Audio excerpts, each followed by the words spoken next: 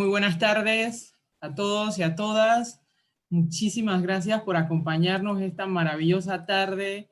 En nombre de los organizadores de este conversatorio, le queremos dar la más cordial bienvenida a esta edición de Diálogos y la gracia por tomar un tiempo de su sábado para acompañarnos. Mi nombre es Guillermina de Gracia, soy antropóloga con especialidad en educación patrimonial y miembro de Antropólogos Asociados, una empresa comprometida con la investigación, conservación y difusión del patrimonio cultural de Panamá.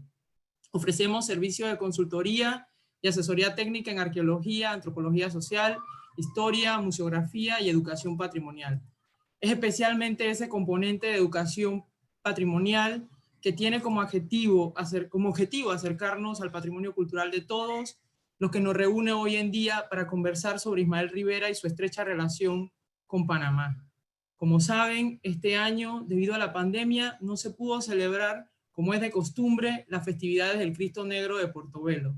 Es la primera vez en los últimos 243 años que no se realiza esta peregrinación, que convoca principalmente a la clase trabajadora y a la población negra panameña. Ismael Rivera cantó al Cristo Negro de Portobelo e inmortalizó la frase: el 21 de octubre, panameño nos veremos. Hoy, 24 de octubre del 2020, vamos a conversar sobre este puertorriqueño insigne de la música latina. Y la verdad que tenemos un panel de lujo. Nos acompaña Mario García Hudson desde Panamá, César Colón Montijo desde Nueva York, puertorriqueño. Y para comenzar, quiero pasarle las palabras a Roberto Beltrán, director de la Fundación, director ejecutivo de la Fundación Ismael Rivera de Puerto Rico, al quien desde Antropólogos Asociados le agradecemos especialmente todo el apoyo que ha brindado a este conversatorio desde el momento que hace un mes comenzamos a prepararlos. Y Roberto, buenas tardes, bienvenido, gracias de verdad por acompañarnos. Muchas gracias, Guillermina. Saludos a César, saludos a Mario. De verdad que para mí es un honor, ¿verdad? Y un gran placer esta sesión. Y obviamente aprovecho para saludar, creo que tenemos, bueno, cientos de personas ahora mismo conectadas de prácticamente Latinoamérica entera, Estados Unidos. Así que saludos a todos esos hermanos latinoamericanos que se están dando cita en esta actividad. Y a mí especialmente me pone muy contento desde la fundación, ¿no? Que se esté concretando esta actividad porque se están hermanando en una actividad puntual las dos patrias de Maelo, ¿no? Sus dos países, ¿no? Así que eso es un motivo de especial, me pone muy contento, ¿no? Que estemos llevando esto a cabo. Te agradezco a ti, a Guillermina, ¿verdad? La iniciativa y bueno, y a Mario García Hudson y César Colón Montijo, que son profesionales de un calibre, ¿verdad? Muy reconocidos. Es un honor, es un placer inmenso.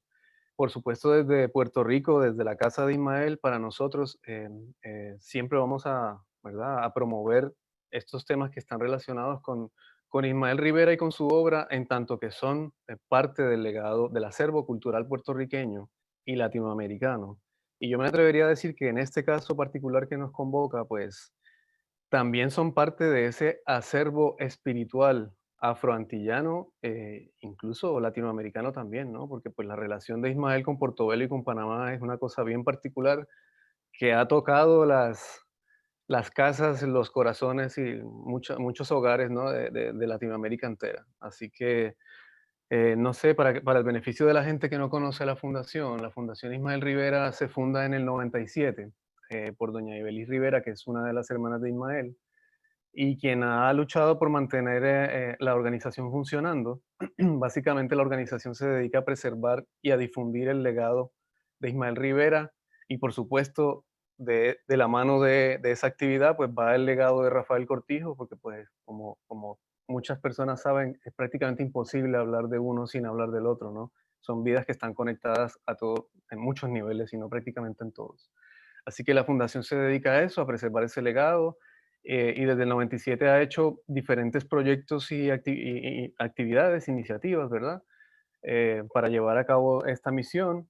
Recientemente, en los últimos años, le hemos dado un poco un giro a la fundación y entonces estamos emprendiendo un nuevo tipo de proyectos, ¿verdad? Que apelan más a las generaciones jóvenes y otro tipo de asuntos como que vienen más al cuento de ahora, de este momento actual tan difícil que estamos viendo, ¿no? Más ahora con la realidad del COVID, ¿no? Que nos ha cambiado toda la manera de vivir y de relacionarnos, ¿no? Entonces, básicamente la fundación tiene ese objetivo, tiene esa misión, está muy comprometida con la cultura puertorriqueña en general, no solamente con lo que tiene que ver con el legado de Ismael. Así que desde aquí les mandamos un saludo a todos y les digo que para no, ¿verdad? Quitarle más tiempo a estos monstruos que tenemos aquí, en todo el mejor sentido de la palabra, pues pueden encontrar toda la información de la fundación en nuestra página web, que de hecho la lanzamos hace poco, que es www.fundacionismaelrivera.org. Allí la gente puede encontrar los programas, los proyectos, de dónde viene, cuál es su misión, hacia dónde se proyecta, ¿verdad? En esta nueva fase que les acabo de comentar. Van a encontrar información también sobre Ismael, sobre otros legados que están relacionados con él, como lo son el de Rafael Cortijo y el de Doña Margot, ¿verdad? Van a poder encontrar incluso hasta productos que pueden comprar para apoyarnos y van a poder enterarse de lo que queremos desarrollar y lo que estamos desarrollando, ¿no?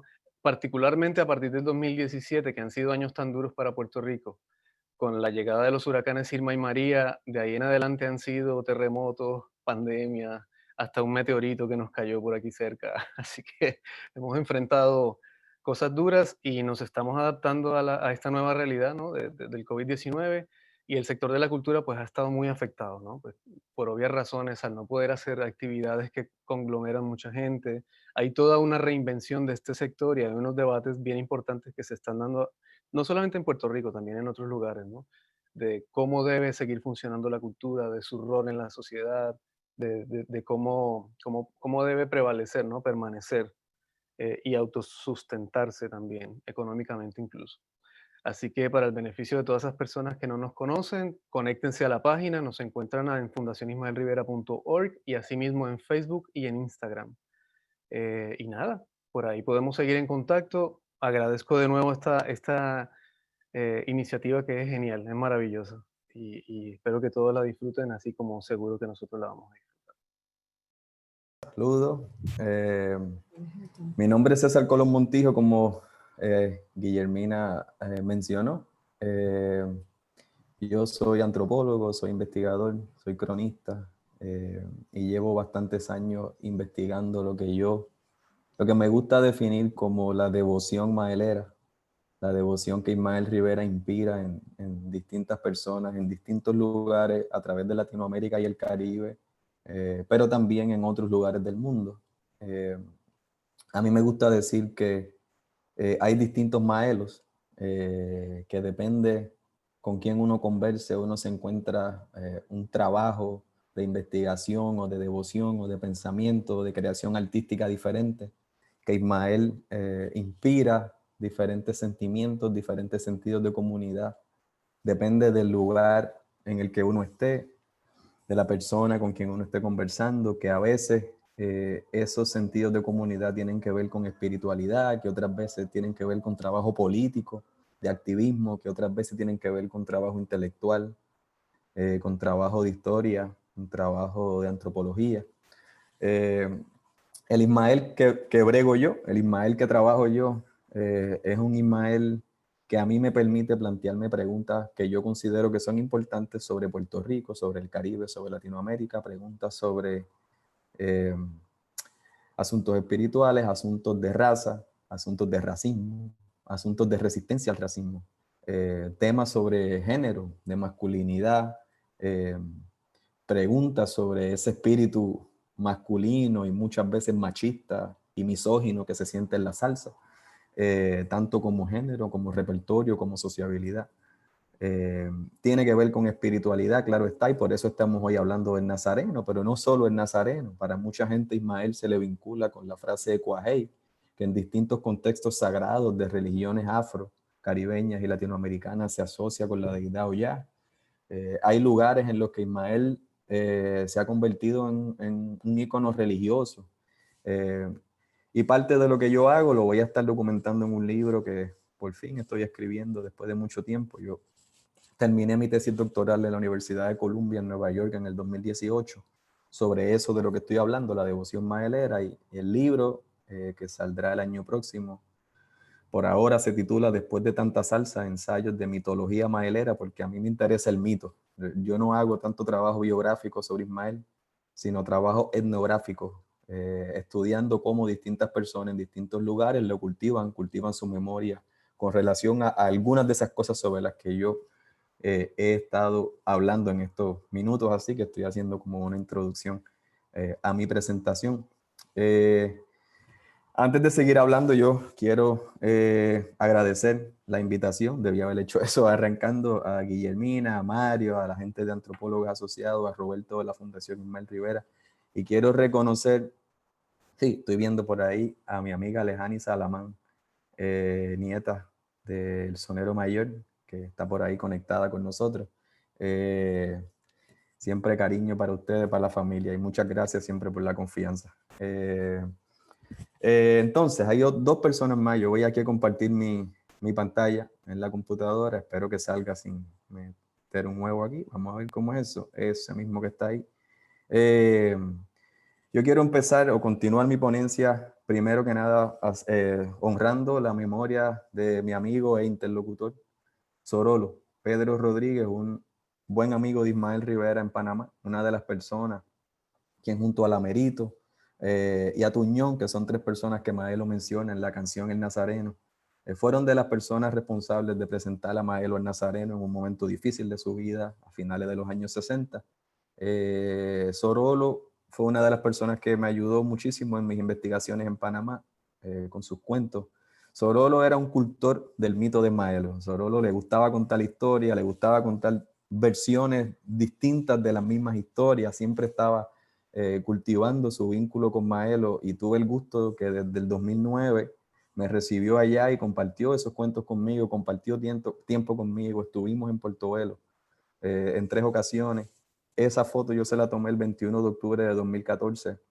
Sorolo está ahí al lado de la iglesia de San Felipe de Portobelo. Se acababa de cortar la barba y el pelo luego de cumplir su manda.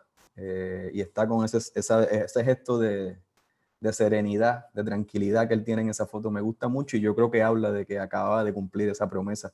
Y esa es el área donde Sorolo siempre por mucho tiempo se hacía camping, se quedaba ahí. Ese era el área de Sorolo, el lugar por el que la gente pasaba a saludarlo y a hablar con él sobre su amistad con Maelo. Yo quería comenzar la transmisión honrando a Sorolo, quien murió en enero pasado, a principios de enero pasado. Y mi respeto y mi cariño para él y para su familia. Y segundo, yo quiero saludar y públicamente agradecer a Luis Gooding. Luis Gooding, la gente que sea panameña y que tenga que ver con la salsa, que está conectada, sabrá que Luis Gooding es una de las figuras principales de la investigación sobre la música en Panamá, particularmente del legado de Ismael Rivera. Y mi trabajo en Panamá no sería, punto, no es que no sería en parte o sería un poco, no, mi trabajo no sería posible en Panamá si no fuera por la amistad, el afecto y la disponibilidad de Luis Gooding de compartir su experiencia como investigador, su foto, su conocimiento, sus historias. Ahí lo vemos en su casa, allá en San Miguelito. Esa es la cabina, archivo desde donde él transmite el tren de la salsa. Y tiene en sus manos una foto que es de lo más valioso, porque es una foto de Maelo cargando el Nazareno en los años 70. Gooding casi siempre anda con su gorra de los Yankees, ahí está con la camisa violeta del Nazareno. Y eso fue que yo le hice una entrevista en 2014, unas 2 o 3 semanas después de haberle tomado la foto a Sorolo, la foto que acabo de enseñar. En la que luego de años de amistad, de conversación, pues yo finalmente grabé algunas de esos cuentos, ¿no? De esos análisis. Gooding se define como maelista, es un conocedor al dedillo de la obra de Maelo, tiene cosas que yo creo que más nadie tiene, y no tiene problema en compartirlo, no tiene ego en compartirlo conmigo, y ha sido una persona sumamente importante. Y yo soy creyente que uno tiene que respetar a sus mayores y que hay que reconocerles. Y si yo puedo decir que yo hago investigaciones maeleras o maelistas en Panamá, es gracias a ese señor. Y yo quiero que eso quede bien claro. Dicho eso, ahora yo quiero hablar un poco de qué trata mi trabajo. Como dije antes, yo me gusta decir que estudio la devoción maelera, la devoción que el señor Ismael Rivera, Maelo, el brujo de Borinquen, nuestro sonero mayor, y que no quepa duda que es el mejor de los soneros en la salsa, En mi opinión, eso no es ni debatible, pero bueno. Y esa imagen que están viendo ahí es una imagen que no es extraña en Portobelo.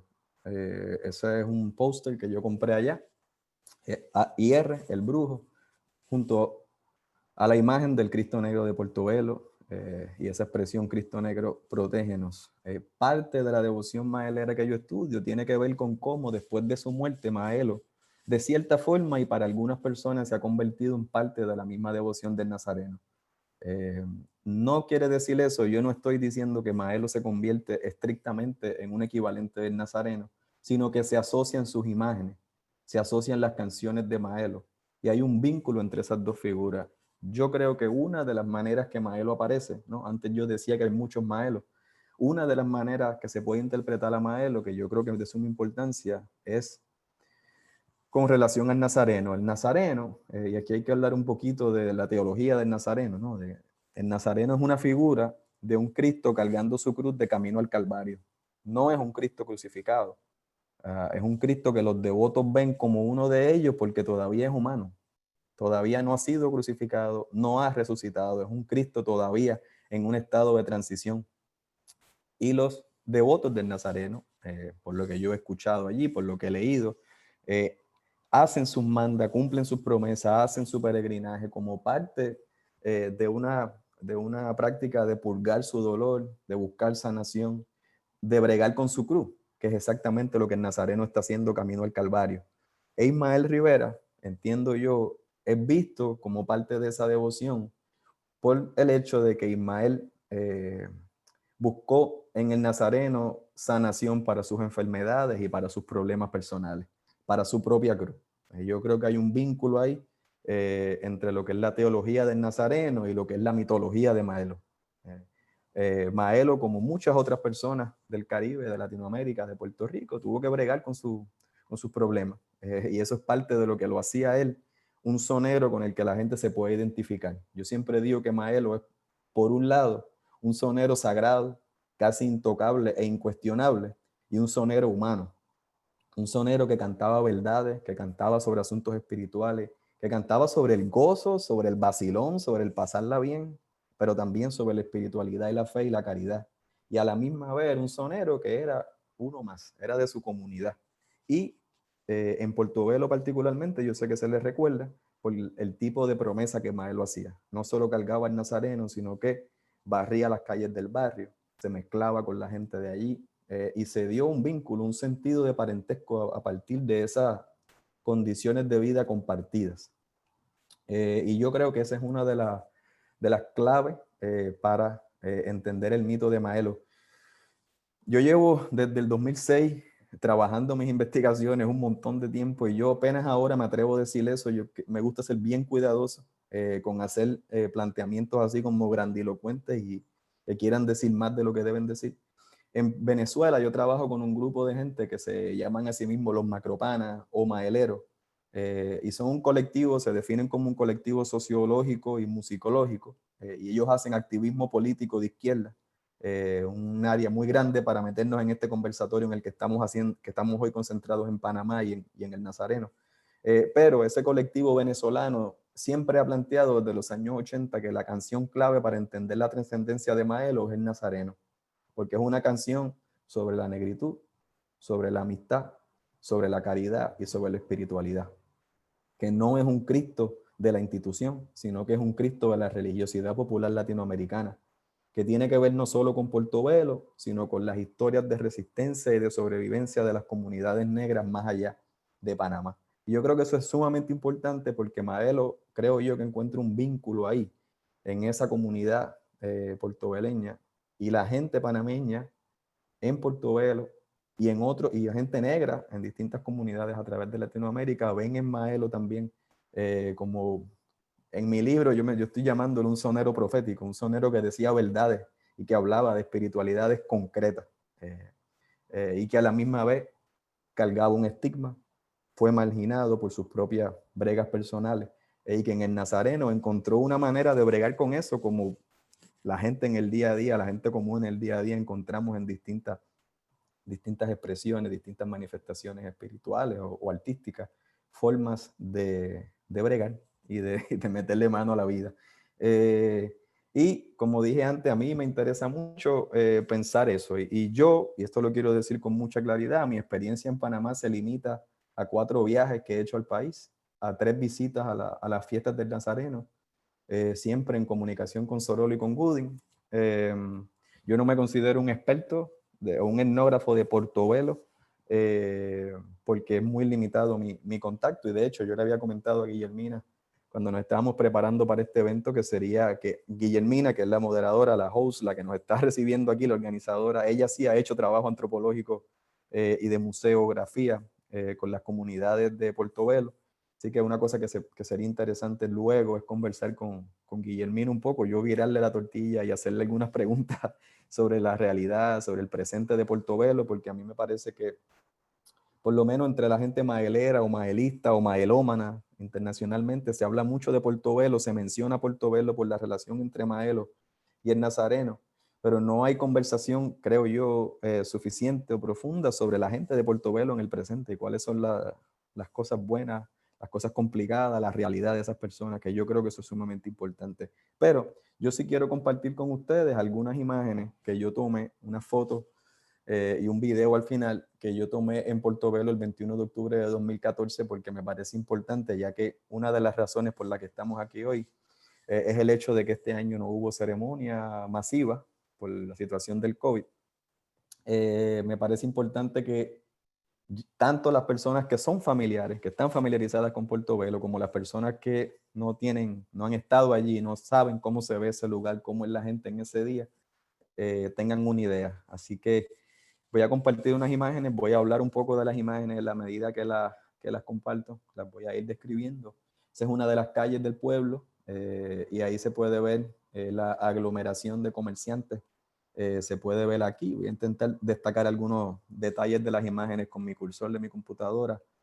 Imágenes del Nazareno. Aquí este tipo de kioscos están llenos de velas, de distintos recuerdos, de reliquias, distintas representaciones del Nazareno. No es raro encontrar collares, pulseras, fotos que juntan a Maelo y al Nazareno, que los ponen uno al lado del otro, como la imagen que yo mostré anteriormente. Estas dos imágenes creo yo que se complementan, ¿no? Ahí vemos de fondo la iglesia San Felipe de Portobelo. En esta imagen que estoy señalando aquí, vemos a una peregrina, una devota que está arrastrándose. Los devotos, las devotas caminan y se arrastran por kilómetros hasta llegar al Nazareno. Yo he observado que, por ejemplo, esa mujer que estamos viendo aquí está mirando al horizonte. Eso es muy común entre la gente que es devota del Nazareno porque van buscando la vista, los ojos del Naza. Es como una búsqueda constante y enfocan la mirada ahí hasta que entran y finalmente consiguen tocar al Nazareno. Eso me parece muy fuerte siempre. Quiero destacar que aquí, en este otro pedazo de la imagen, hay un niño que también se está arrastrando.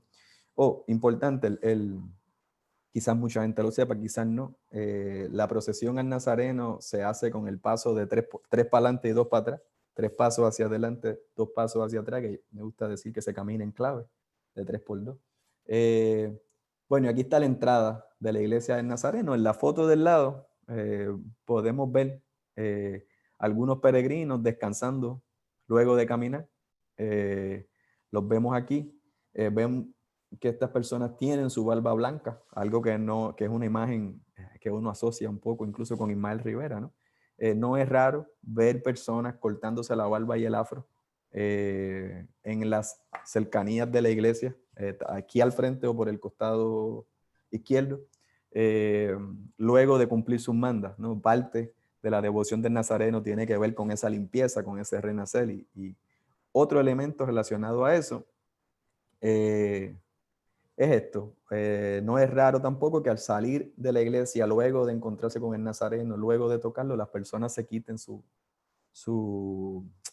ropa, las ropas de la devoción y las dejen frente a la iglesia como símbolo de esa limpieza, de ese renacer.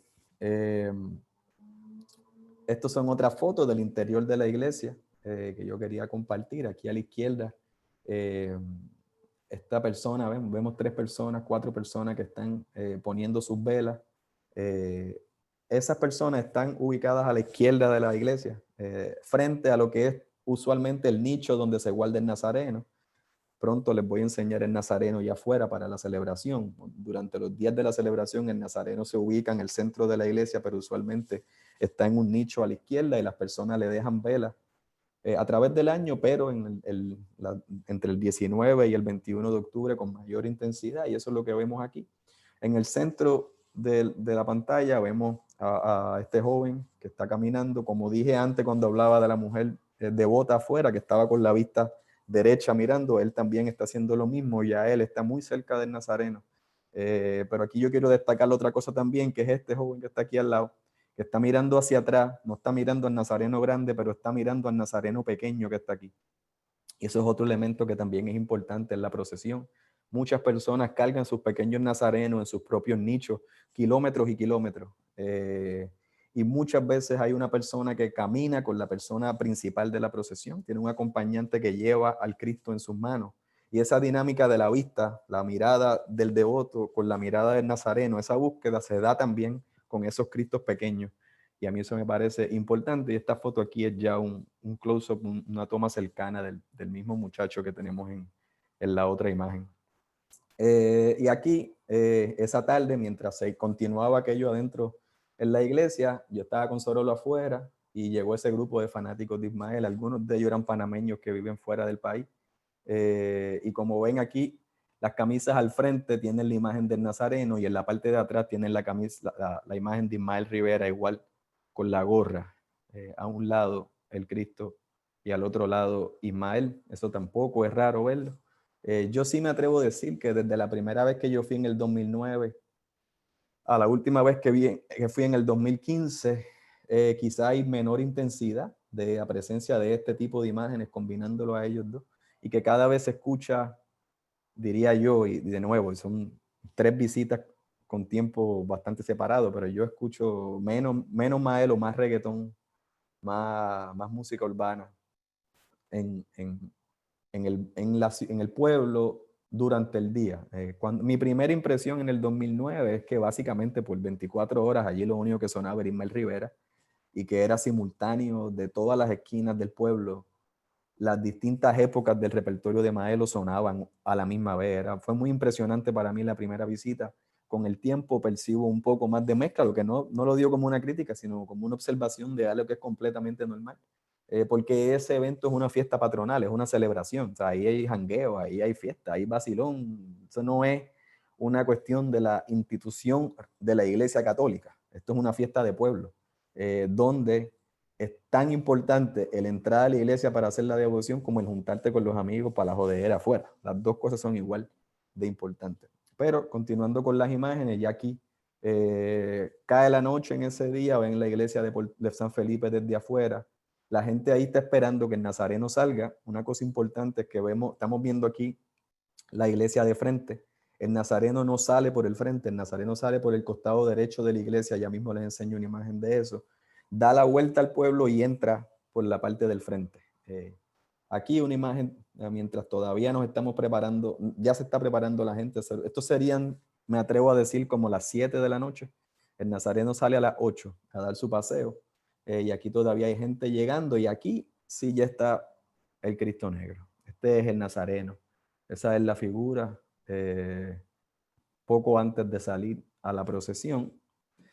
Esta es la puerta del costado de la iglesia por donde sale el Nazareno. Aquí está la gente a la expectativa y aquí esto es una réplica del Nazareno que sale primero. Antes de la estatua principal, antes de la figura principal, sale una réplica pequeña como parte de la comitiva.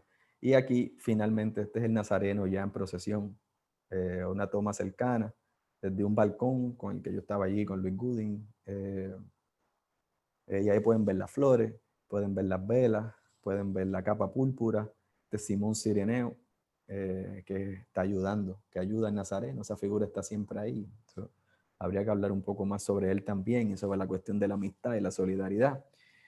Y aquí está el Nazareno ya en plena procesión, luego de ya haber caminado 1 hora y media aproximadamente. Me encanta esa imagen. Está aquí la oficina de turismo. de Portobelo, y está la gente con las velas, con los celulares mirando. Yo tomo eso desde un restaurante, desde el segundo piso de un restaurante que está allí cerquita, esa toma. Y quería compartir un video, vamos a ver cómo sale esto. Quiero, antes de pasar, porque puede ser que cuando cambie de slide el video corra solo. Quiero compartir un video de un ángulo similar a esta imagen que estamos viendo ahora. 3 cosas. El video es rough, es un video crudo, sin editar, son 2 minutos. Digo que está sin editar porque la cámara se mueve. Segundo, el audio no es de buena calidad, pero aún así yo creo que es más importante la experiencia de que las personas que no conocen esta festividad por lo menos vean y escuchen ese momento de euforia, ese momento de la intensidad de ese momento. Quiero destacar que primero van a ver un plano amplio. Yo puedo quizás ir haciendo un comentario en la medida que lo ven, pero que van a poder apreciar un poco de la banda militar que acompaña la procesión del Nazareno. La procesión, como dije, va dando 3 pasos hacia adelante, 2 pasos hacia atrás. Van escuchando los metales de la banda militar y un tambor que va marcando el ritmo de la procesión. Lo comparto y hablamos en 2 minutos.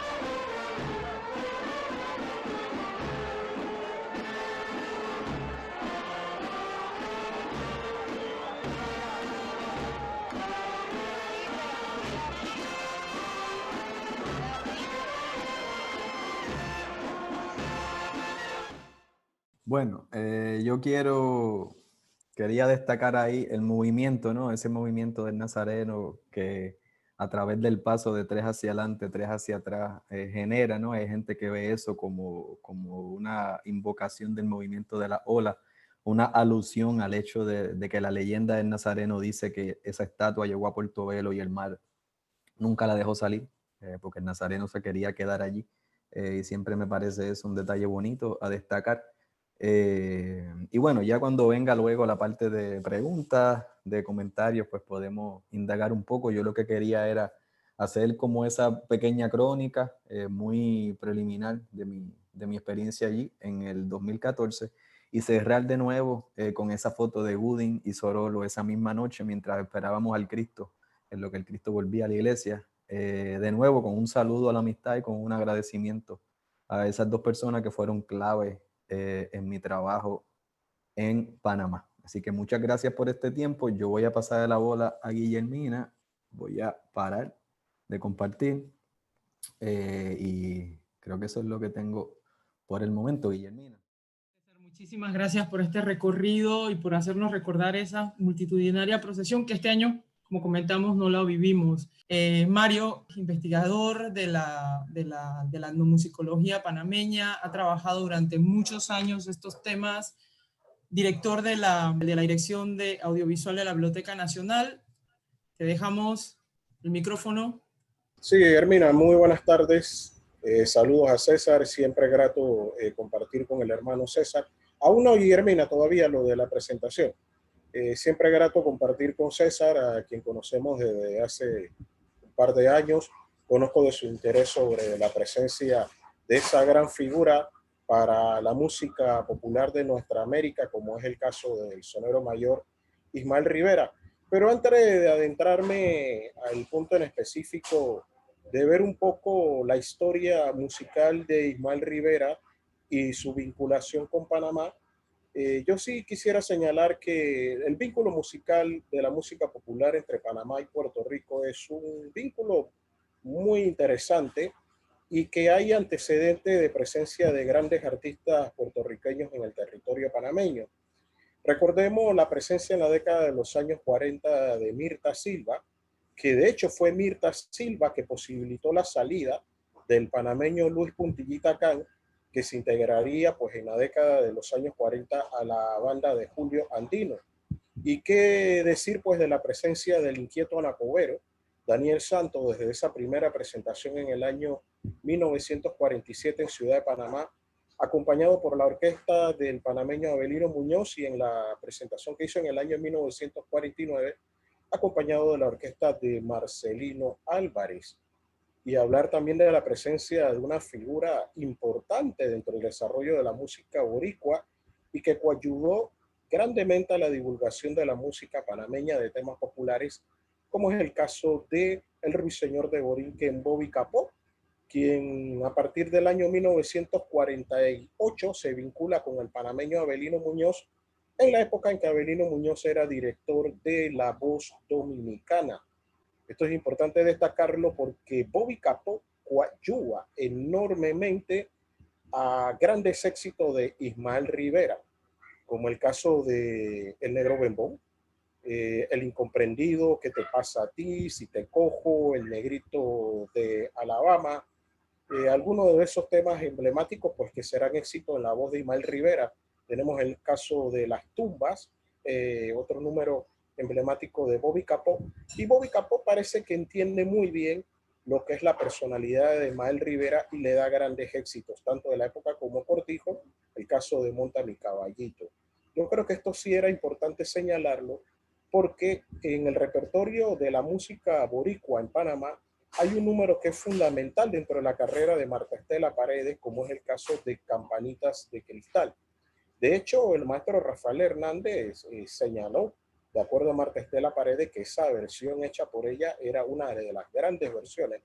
Recordemos que cuando se le preguntó a Agustín Lara sobre el hecho de cuál él consideraba un bolero perfecto, dijo que Campanitas de Cristal de Rafael Hernández. Y cuando hablamos de esa vinculación boricua en grabaciones de tema panameño, pues tenemos que remontarnos desde la década de los años 20 con Gonzalo Levy y Los Reyes de la Plena, grabando música de Ricardo Fábrega tempranamente como el año 1929, y las grabaciones hechas en la década de los 30, 1932, por ese extraordinario cantante boricua como es el caso de Virgilio Raven, de canciones de Ricardo Fábrega, y la orquesta Víctor Antillana dirigida por Rafael Hernández grabando música de Panamá, y con el grupo Victoria en la primera versión del clásico Panamá Viejo.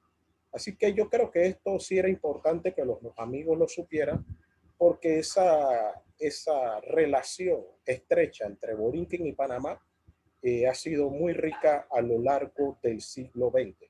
Y ahora pues sí, entremos a la parte que nos corresponde, que es hablar de Ismael Rivera, y vincular a Ismael Rivera con una de las fiestas más importantes que se da dentro de la conciencia colectiva de un pueblo, como es el caso del carnaval.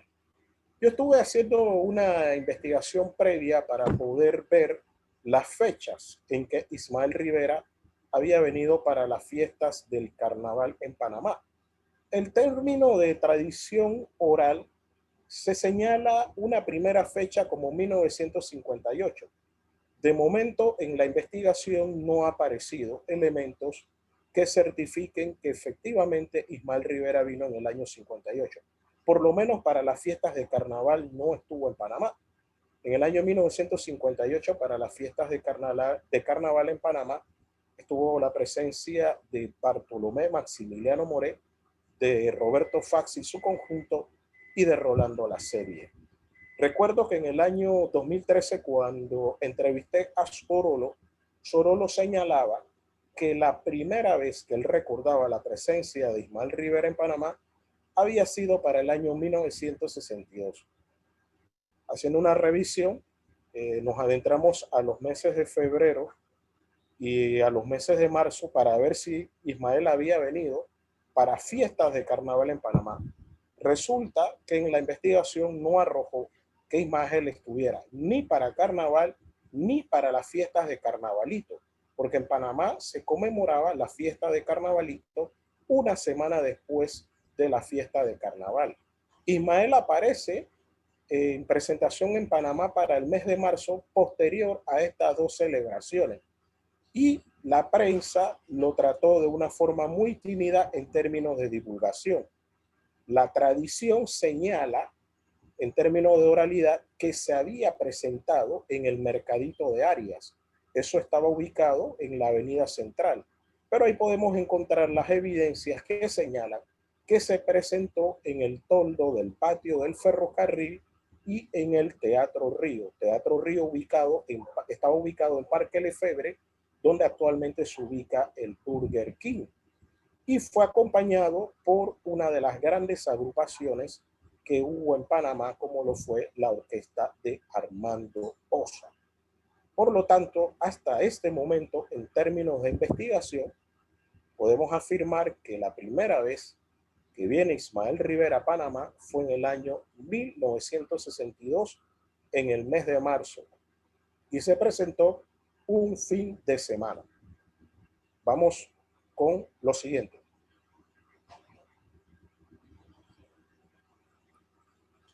Todos sabemos que en el año 62 lo ocurrido a Ismael Rivera, yo no tengo por qué comentarlo. Y la segunda presencia en actividad de Ismael Rivera, esta vez sí para carnaval, con la banda de Cortijo, fue en el año 1967. A la mano izquierda pueden observar un afiche donde se habla baila en sus casas estos carnavales y una serie de éxitos locales panameños que estaban en boga para ese año, y pueden presenciar en la parte de abajo del afiche que se realza a tres agrupaciones boricua, a dos agrupaciones boricua, a la agrupación del Gran Combo de Puerto Rico, que va a tomar ese liderazgo dentro del mundo del carnaval de Panamá desde la década de los 60, y toda la década de los años 60 y 70 está repleta de la presencia del Gran Combo en la fiesta de carnaval, y también se anuncia a Ismael Rivera como uno de los grandes artistas dentro del repertorio de los discos que se venden en Panamá. A la mano derecha, pues, pueden apreciar que Ismael se presenta, como en casi todas las presentaciones que hizo para fiesta de carnaval, en recintos populares, en el toldo Cerveza Balboa, ubicado en Vía España. Yo asumo que ese toldo debió haber estado ubicado al lado del Banco Nacional, porque eso era una plazoleta grande que anteriormente había sido un sitio de carreras de perros, y ahí se solían ubicar toldos populares. Interesa el afiche porque hay un panameño que será una de las voces que más vigencia tendrá por décadas dentro del repertorio de la música panameña, como es el caso de Johnny Motetepan, y el animador es nada más que Demetrio Romero Wong, que aún se mantiene activo. Tiene programación los días domingos en una emisora local.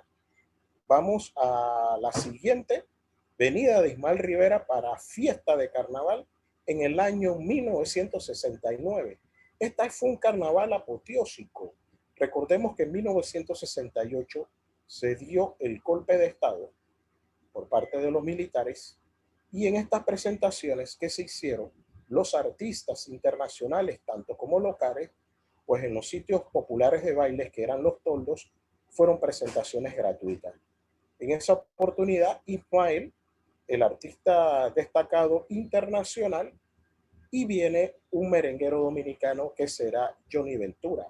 Pueden apreciar en la primera gráfica los distintos sitios de todos los populares que hay, y en uno de ellos en los cuales se presenta Ismael Rivera. La segunda gráfica pues habla del recorrido de los sitios de carnaval por los 4 días, al igual que la tercera gráfica que encontramos sobre Ismael Rivera y ese año pues el merenguero Johnny Ventura, que también tenía dentro de su repertorio temas de la cultura de la salsa. Vamos ahora a observar la presencia de Ismael Rivera en el carnaval de 1970. Importante destacar que en el carnaval del año 69, Ismael Rivera vino acompañado de su agrupación Los Cachimbos. La primera gráfica se impone la vieja guardia. Podemos apreciar a Ismael Rivera compartiendo tarima en un recinto popular del área de Caledonia con el extraordinario cantante panameño Camilo Rodríguez. En una entrevista que hizo Jimmy Dawson a Ismael Rivera señalaba que en su época de adolescente, escuchando transmisiones internacionales, pues él solía escuchar la voz de Camilo Rodríguez y la forma de soñar, de interpretar de Camilo Rodríguez lo había impactado. En este carnaval hay una curiosidad, y es que en los anuncios aparece de Ismael Rivera acompañado de Rafael Cortijo, pero hay una información que señala que vino Cortijo y aparte vino Ismael Rivera con sus cachimbos. Es decir, probablemente Ismael se presentó solo con su agrupación y también compartió escenario con Rafael Cortijo. Pueden ver ese precioso afiche a colores donde habla de la presentación de otros artistas, en el caso de los Big Flat, que serán una agrupación de la época de los combos nacionales, que posteriormente va a recibir el nombre de los Happy Song. Y el tercer afiche es interesante porque señala la presencia de otras agrupaciones puertorriqueñas. La TNT Banda, que para esa época tenía pegado en el mercado de Panamá el tema Sabré Olvidar, y también se hace alusión a la primera vez que vienen los Noveles, Héctor Lavoe y Willy Colón a presentación en fiesta de carnaval, y también será ese año la presencia del artista cubano Monguito. Ahora vamos a la siguiente imagen de presentación de Ismael Rivera, que es para el carnaval de 1974. En esa oportunidad, otros artistas puertorriqueños que se sumaron a esa fiesta de carnaval fueron Rafi Levy y La Selecta y Bobby Valentín y su agrupación. Entonces, en fiesta de carnaval tenemos la presencia de Ismael Rivera para los carnavales de 1967, 1969, 1970 y 1974, y la primera vez que nos acompañó fuera de fiesta de carnaval en el año de 1962. Lo siguiente. Antes de escuchar el audio de la entrevista con Sorolo, yo sí quiero compartir un fragmento, déjenme ver si logro ubicar el fragmento, de un artículo que escribió Rosa Elena Carrasquillo, que para esa época ella estaba trabajando su tesis doctoral, y ella señala sobre la vinculación de Ismael Rivera con Portobelo lo siguiente. Cito: la primera vez que fui a Portobelo lloré hasta que las lágrimas se me secaron. Yo traté en vano de no llorar frente a toda esa gente, pero soy muy macho, ¿sabes? Dice Ismael Rivera. Pero mientras más aguantaba las lágrimas, más salía. Me dolía al ver su cara. Ahí mismo yo supe lo que hicimos. Lloré como por 7 minutos. Parecía una eternidad. Yo pensé que todo el mundo me estaba mirando a mí, Ismael Rivera, pero no, todo el mundo estaba llorando. Y cuando lo miré a él de nuevo, el dolor de su rostro se había desaparecido. desaparecido. Parecía decir todo está bien, era tan real. Pero 6 meses después yo estaba más hundido en la droga que nunca antes y yo no entendía. Fue como una prueba. Entonces al año próximo volví a Portobelo y 6 meses después yo me limpié. Alguna gente no me cree, pero no me importa, porque yo sé lo que yo soy. Yo le doy gracias a mi Cristo todos los días porque todavía estoy duro como coco. Esto fue publicado por Rosalena Carrasquillo, casualmente en un trabajo donde César Colón Montijo fungió como compilador en el libro Cocinando Suave, ensayos de salsa en Puerto Rico. Y el texto se tituló Maelo y el Nazareno, una mirada al panafricanismo en la historia y práctica de la canción. Ahora sí, vamos a escuchar un fragmento de esa entrevista del año de 2013, marzo del 2013, que hicimos a Sorolo. En la foto, en el orden acostumbrado, servidor, Mario García Huxon, después vemos a Sorolo, a Osvaldo Jordán y seguidamente a Luis Lugo. Vamos con fragmento de esa entrevista hecha a Sorolo y la relación de Ismael Rivera con el Nazareno.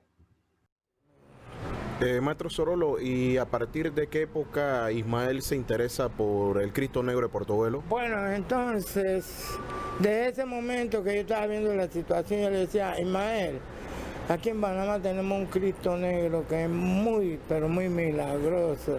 Y él se me quedaba mirando, me decía, ¿de qué tú me hablas, Soro? Y decía, hay un Cristo Negro en la Costa Atlántica, en un pueblo que le llaman Portobelo, allá en la selva. Ahí hay un Cristo que es muy milagroso. Y él se miraba y se echaba a reír, como dice, hey, ¿qué tú me hablas? Como diciendo, a mí nadie me puede salvar allá. Y decía, no, allá hay un milagro para ti, así yo le decía. Entonces un domingo de carnavalito, lo invitan, lo contratan en el Hotel Washington. Estaba Bushi, su magnífico, Ismael Rivera con Cortés y su combo, y vamos para allá. Entonces le mira a Ismael, allá en el camino, allá está el Cristo Negro. Vamos para allá. Cuando llegamos, fuimos, estaba Cortés, Ismael y el difunto Cabeza. Cuando Ismael va a entrar a la iglesia, en la entrada, él se cae de rodillas y entra de rodillas. Todo el mundo se quedó, ¿qué pasó aquí? El hombre se cayó y entró de rodillas y vio el Cristo Negro. Y cuando él vio ese Cristo Negro, ese hombre se ha soltado a llorar, como a despojarse de algo. Y Cortillo y todos estamos ahí mirando. Y cuando él se levanta, nos fuimos para Colón, el Washington, hicieron su trabajo, regresamos. Entonces, el lunes en la tarde, porque mi mamá vendía fritura, estoy ayudando a mi mamá a preparar la carne y eso, y llega el chofer que nos lleva a Colón. Y, ¿qué pasó que estás aquí? Dice, no, Ismael me mandó a buscarte. Digo, ¿qué pasó? ¿Hay problema allá? ¿Qué pasó? Y dice, yo no sé. Él me mandó a buscarte. Y yo me lavé la mano y digo, mamá, yo regreso ahora. Y fuimos al Hotel Roosevelt y calle 45 y justo a la semana. Y cuando llegamos allá, ellos estaban en el lobby esperándome y todos los músicos. Y Mael y Rafa le dicen a los muchachos, mira, nosotros vamos para la habitación, no quiero que nadie venga, nadie, que no nos molesten. Entonces entramos a la habitación y cuando entro a la habitación en la mesita de noche, llevo una toalla ahí de cuerpo, está la heroína, el caucho de amarrarse en el brazo y todo el equipo, pues. Ismael cogió y lo envolvió y me lo entregó. Y me dijo, bota eso, ya tu hermano no usa más heroína. En 24 horas el Cristo le hizo el milagro. Ismael no usó más heroína, el hombre se levantó. Fue de un segundo a otro segundo, la vida de Ismael cambió y por eso es que él agradeció tanto al Cristo Negro de haber hecho realidad esa pesadilla, porque es una pesadilla. ¿En qué año fue eso, maestro? En el 69. Entonces en el 70 Ismael empieza su peregrinaje a Portobelo. Y de ahí todo fue éxito para Ismael, una cosa increíble, pero hecha realidad, un nuevo hombre, lo limpió. Y él estuvo tan agradecido al Cristo Negro que gracias a Dios sucedió el milagro. Y yo siento que yo fui como un puente que tú cruzas al otro lado, donde está lo bueno, y que yo lo llevé ahí. Bueno, eso es un fragmento de la entrevista hecha en el 2013 a Sorolo, quien fue amigo personal de Ismael Rivera, y que Ismael Rivera lo menciona pues en algunas de sus canciones. Vamos a ver la siguiente imagen, pero antes de reproducir el video, es oportuno señalar que en el repertorio discográfico de Ismael Rivera se encuentran algunas canciones de Panamá. En el caso, por ejemplo, de la banda de Cortijo, y es interesante señalar que tanto César Pagano en su libro sobre Ismael Rivera, como Ángel Quintero Rivera, el amigo Chuco, señalan que el tema Dime de la Verdad pues, es un tema que tiene autoría, pero eso es un número de tradición popular panameña, tiene los derechos reservados en la edición que se hace en el sello Gema, donde aparece este número discográfico, y ya en la etapa de los cachimbos, pues tenemos a Ismael Rivera con el tema de Armando Machore Sacúdeme. Hay otro número que se atribuye a Miguel Barcas Negras, pero no tengo aún la seguridad que sea Meñique, pero artista con ese nombre, el único que yo conozco, pues es el caso de Meñique, Miguel Barcas Negras. Y hay dos números pues que Ismael Rivera dedica al Nazareno. El primero pues en el año 7-4, ahí vamos a poder escuchar pues una explicación que hace Ismael Rivera sobre los músicos de su banda.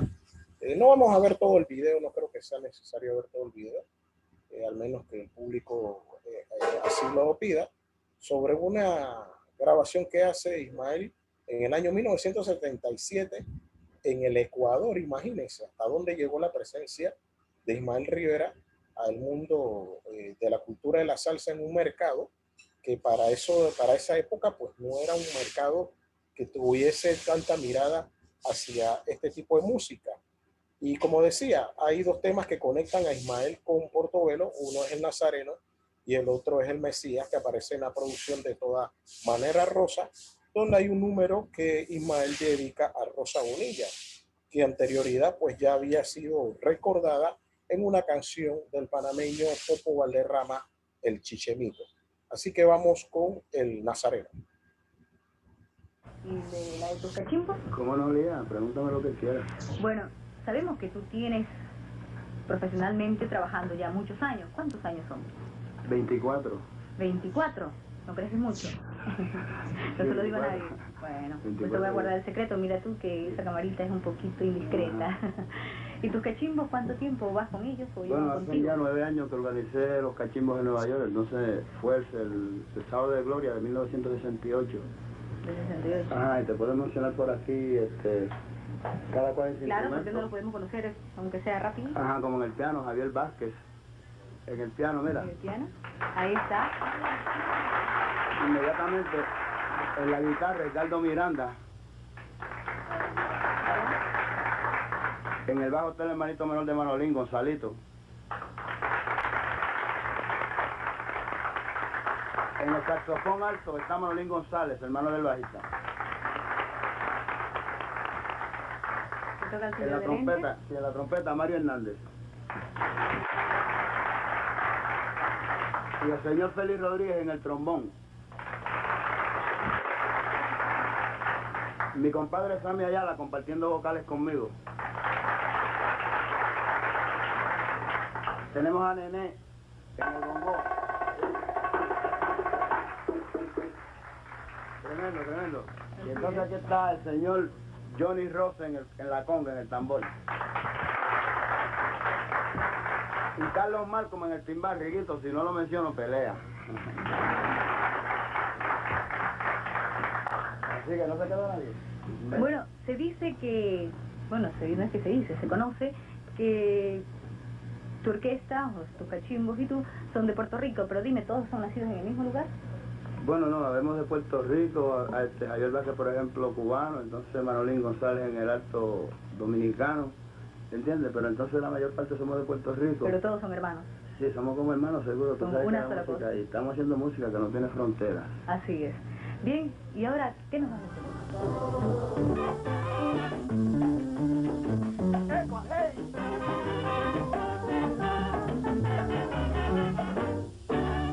Yo estaba en un vacío, ya ve lo que sucedía.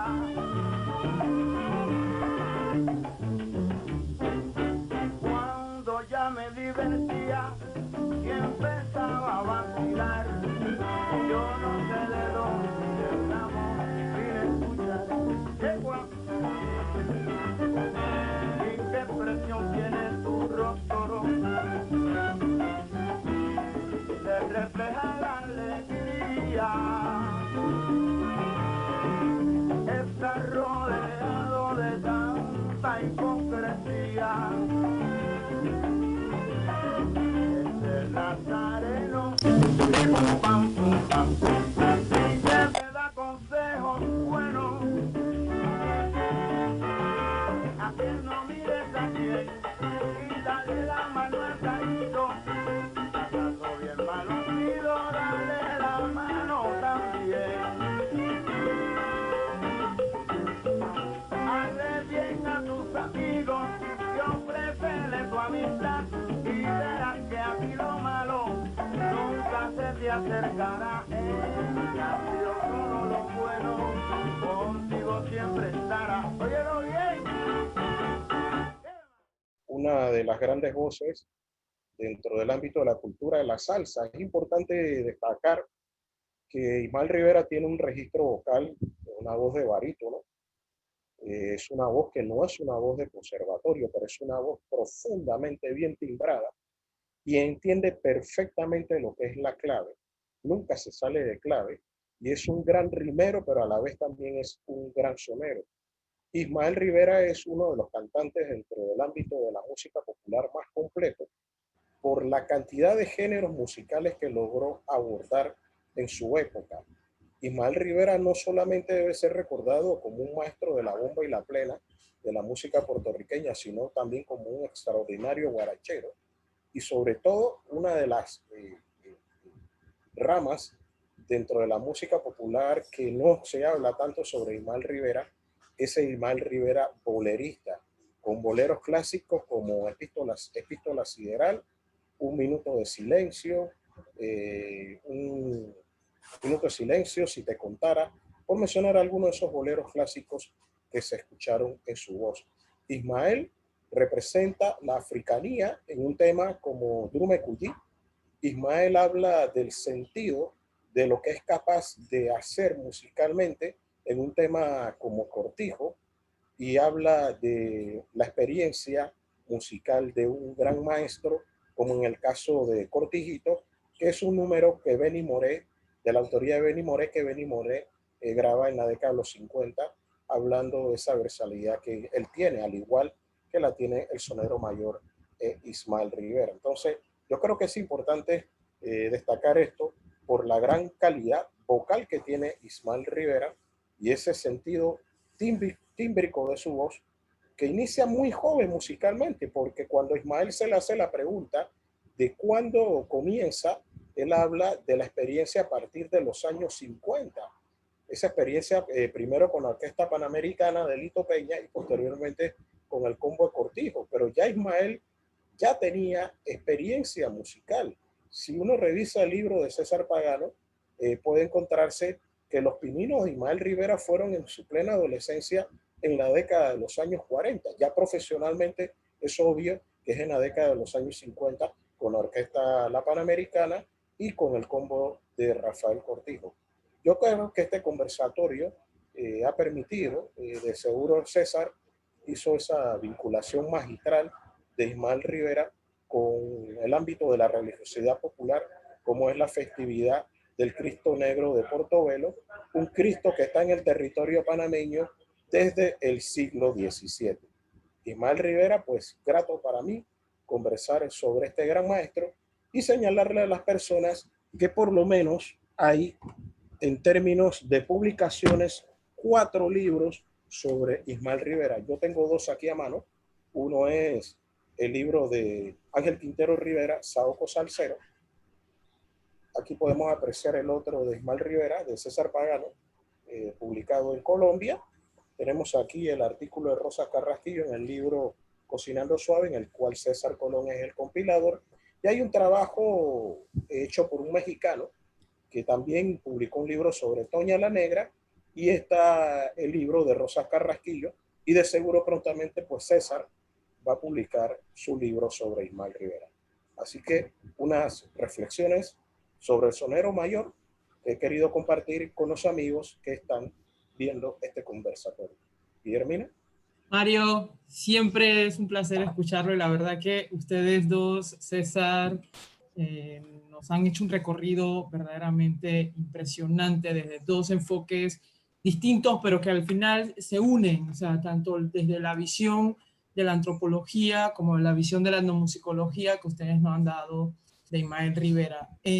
Tenemos algunas preguntas, ahorita comenzamos en el proceso del diálogo.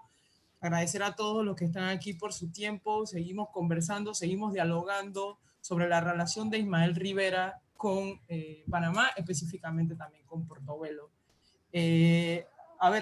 Comenzamos con las preguntas, cualquiera de los dos pueden respondernos, o cualquiera también, si para Roberto tienen alguna pregunta.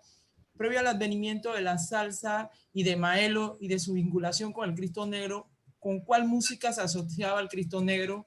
Si es que había alguna música o era con el ritual Congo. Esto nos lo pregunta Jaime Alemán.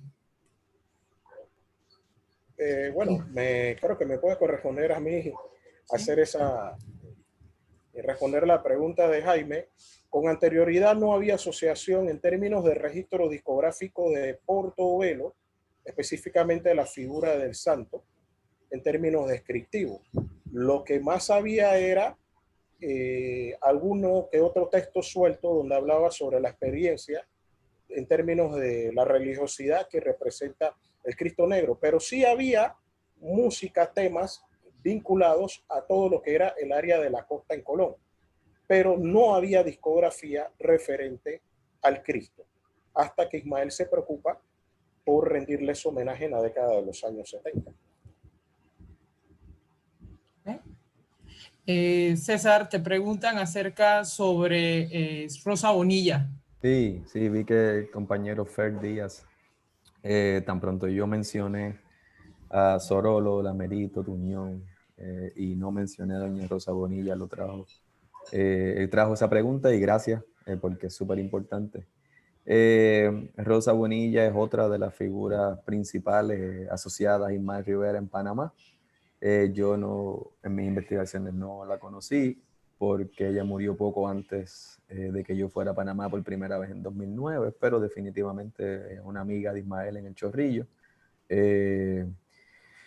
Como yo mencioné en mi presentación, Luis Gooding, que es un investigador que ha sido clave para mí en mi trabajo allá, sí entrevistó a Rosa Bonilla. Gooding en los años 90 publicó una serie de especiales en la televisión sobre Ismael, y antes de eso había hecho unos programas de radio que son súper importantes para documentar el paso de Ismael por Panamá.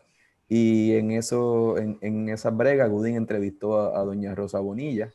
Que yo sepa, no hay demasiada documentación de ella. Sí, yo he visto noticias en algunos periódicos en internet de cuando ella murió, pero Gooding le hizo una entrevista y ella aparece hablando de cómo se conocieron, de cuál fue la relación. Y eso me da pie para decir una cosa que a mí se me olvidó antes mencionar, ¿no? Que es que esa amistad de Gooding y Sorolo, yo la hallo bien, aparte de que es una cosa bonita, es importante porque Gooding de cierta forma contribuye a que Sorolo se convierta como en una figura mediática al mismo, ¿no? Una figura que se le asocia con Ismael. Yo siempre me acuerdo acompañar a Sorolo al supermercado. Porque yo creo que si a la gente de Puerto Rico que está conectada y que no está en Panamá, el fervor por Ismael que hay allá no se compara. Eso es otra cosa. Y yo me acuerdo estar con Sorolo en un supermercado comprando pan. Estábamos en el pasillo del pan y un joven pasa, lo reconoce, dice, Sorolo, el brujo, y hace una reverencia y se va caminando. Un chamaco como de 22 años, 23 años. O sea, ese tipo de cosas no, yo me lo miro, yo me acuerdo que el viejo me dice, sí, así es la cosa. Y yo creo que eso tiene que ver no solo con, que una de las cosas importantes del trabajo de Godin también es que documentó la memoria de esas otras personas panameñas que fueron cercanas a Ismael, y a mí siempre me gusta enfatizar eso, la cotidianidad de esa devoción que hay. Mario, te pregunta Gerardo, que nos escribe desde Veracruz, México. Yo pensé que era Veracruz, Arraiján. Gracias, Gerardo. Me llamó la atención que habló de Toña la Negra. ¿Podría mandarme la cita del autor o mencionar la cita del autor o decirnos si yo la escribí? Bueno, hay un libro que se publicó, que es sobre Toña la Negra. No recuerdo ahora mismo el autor, creo que es de apellido Martínez. Figueroa Hernández. Rafael Figueroa Hernández es el bueno, Rafael Figueroa Hernández, Correcto, que sí. hizo el libro también sobre Ismael Rivera y sobre Toña la Negra, pero si el amigo está preguntando sobre Toña la Negra tuvo una relación musical muy buena con el maestro Avelino Muñoz, porque Avelino Muñoz en su época en México, él era pianista o fue pianista de la orquesta El Chamaco Domínguez, y Avelino Muñoz también formó orquesta en México, y de hecho Toña la Negra hizo grabaciones de temas de Avelino Muñoz. El Ya voy hacia ti tiene el tema Una carta, Quiero amanecer cantando, que la acompaña Avelino Muñoz, y estas grabaciones probablemente sean del año 1954. Y antes que este autor publicara pues un libro sobre Toña la Negra, pues no se había hecho ese abordaje de querer historiar a una de las grandes intérpretes de la música popular mexicana. Una cantante completa, no solamente bolerista, fue una intérprete estelar del maestro Agustín Lara, ella y Pedro Vargas, esa combinación perfecta de estrenar canciones de Lara en los años 30 y en la década de los años 40. ¿Sí? Yo sí quería comentar algo de Rosa Bonilla. Yo sí llegué a conocer a Rosa Bonilla. Ella era del Chorrillo, amiga de Ismael. Rosa, para que sepan, nunca dijo públicamente que ella había tenido otro tipo de relación con Ismael Rivera. Siempre dijo que fueron muy buenos amigos. En su juventud era una mujer fornida, muy negra, y era del Chorrillo, específicamente de la zona donde estaba la Casa de Piedra. La Casa de Piedra, hasta donde recuerdo, era en la calle 27 Chorrillo. Entonces, esa era Rosa Bonilla.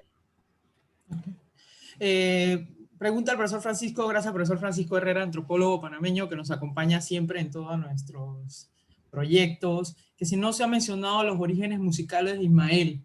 César, ¿quieres comentarnos algo sobre los orígenes? Bueno, tú dijiste que era el sonero mayor y que eso no lo ponías a debate, así que... Sí, claro, yo creo que Mario habló un poco de los principios de Ismael. Bueno, se inauguró con la Panamericana a nivel comercial de grabaciones masivas, ¿no? Con la orquesta La Panamericana del maestro Lito Peña.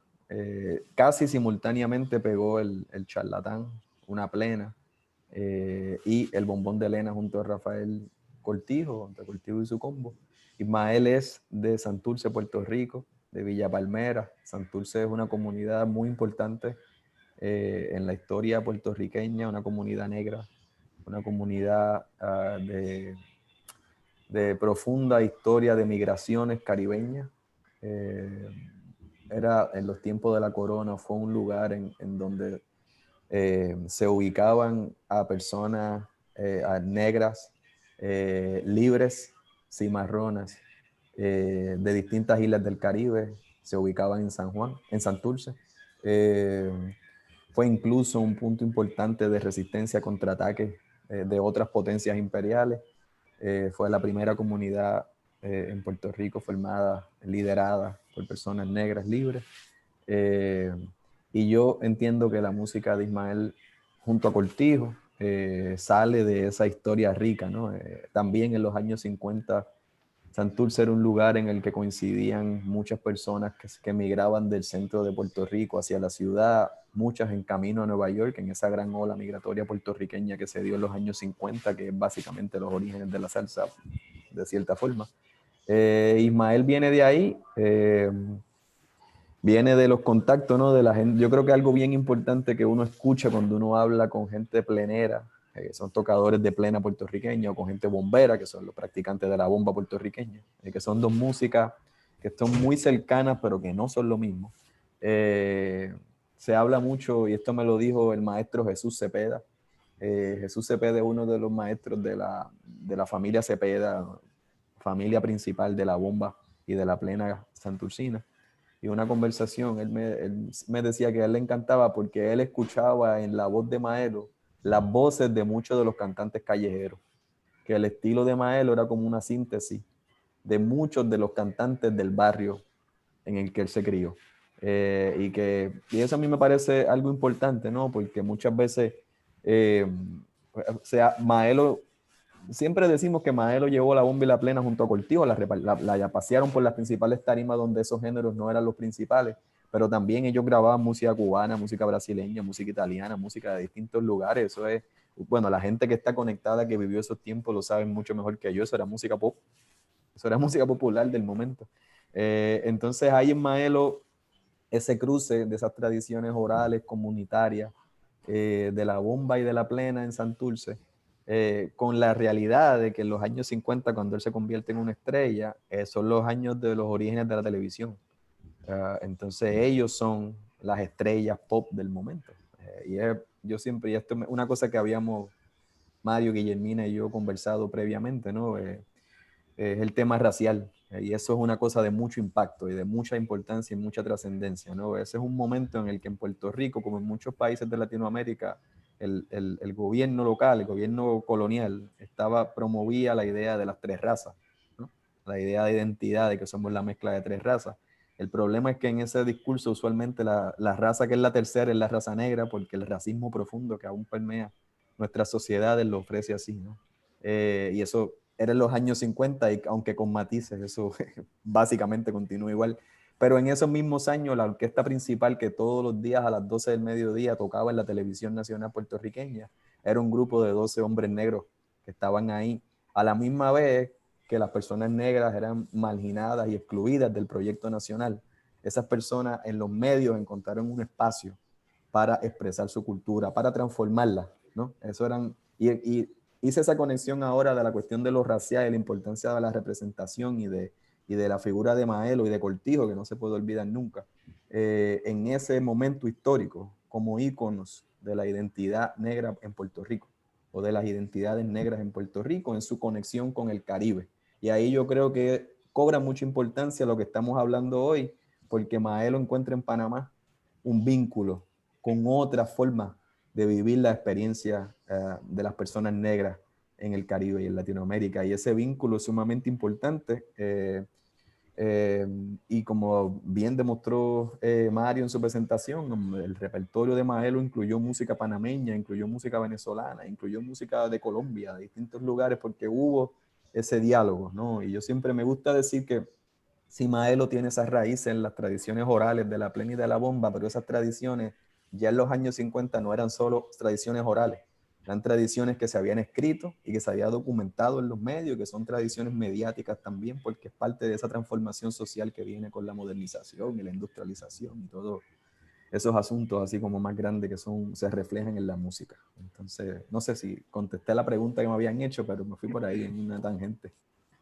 No, muchísimas gracias, César. La verdad es que hablar del patrimonio musical, a veces muy pocas veces se toca el tema del patrimonio musical. Mario no puede hablar mucha cátedra sobre eso, todo el proyecto que él lleva rescatando ese patrimonio musical de Panamá a través de sus esfuerzos en la Biblioteca Nacional, que también trabaja en Panamá con una fundación. Y siguiendo eso, nos pregunta Carlos desde Chile si hay videos de las presentaciones de Ismael Rivera en Panamá, en Portobelo. Si hay algún video, creo que la foto que mencionó César pero no sé si hay video. Mario, ¿tú qué sabes, o César? Bueno, hay material, Luis Gooding tiene material de Ismael Rivera en presentación en Panamá. De hecho, en una de las presentaciones que hace en Televisora Nacional Canal 2, en uno de los estribillos menciona el nombre de Sorolo. Pero directamente cuando Ismael se interesa por la festividad o por la presencia del Cristo, Ismael va a rendirle tributo al Cristo. A eso es lo que viene Ismael. No viene a hacer presentaciones personales. Yo sí quería acotar algo de lo que preguntaba Francisco sobre los orígenes de Ismael Rivera.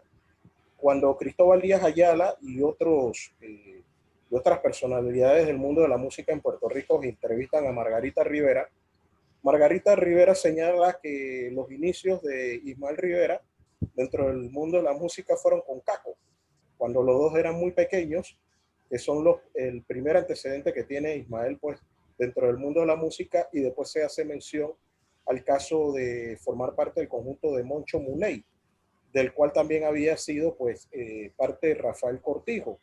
Yo creo que es importante señalar que antes que se formara la agrupación de Cortijo y su combo, pues ya Rafael Cortijo tenía un gran recorrido dentro del mundo de la música, ya tenía mucha experiencia como percusionista, acompañando a agrupaciones de Puerto Rico como la banda de Miguelito Miranda, y ya había hecho grabaciones con la Sonora Boricua de Daniel Santos, así que ya Cortijo estaba curtido en lo que era, el sentir de las grabaciones populares, y encontró a Ismael Rivera la figura propicia para integrarlo dentro de su combo, porque ellos se conocen desde que eran muy adolescentes.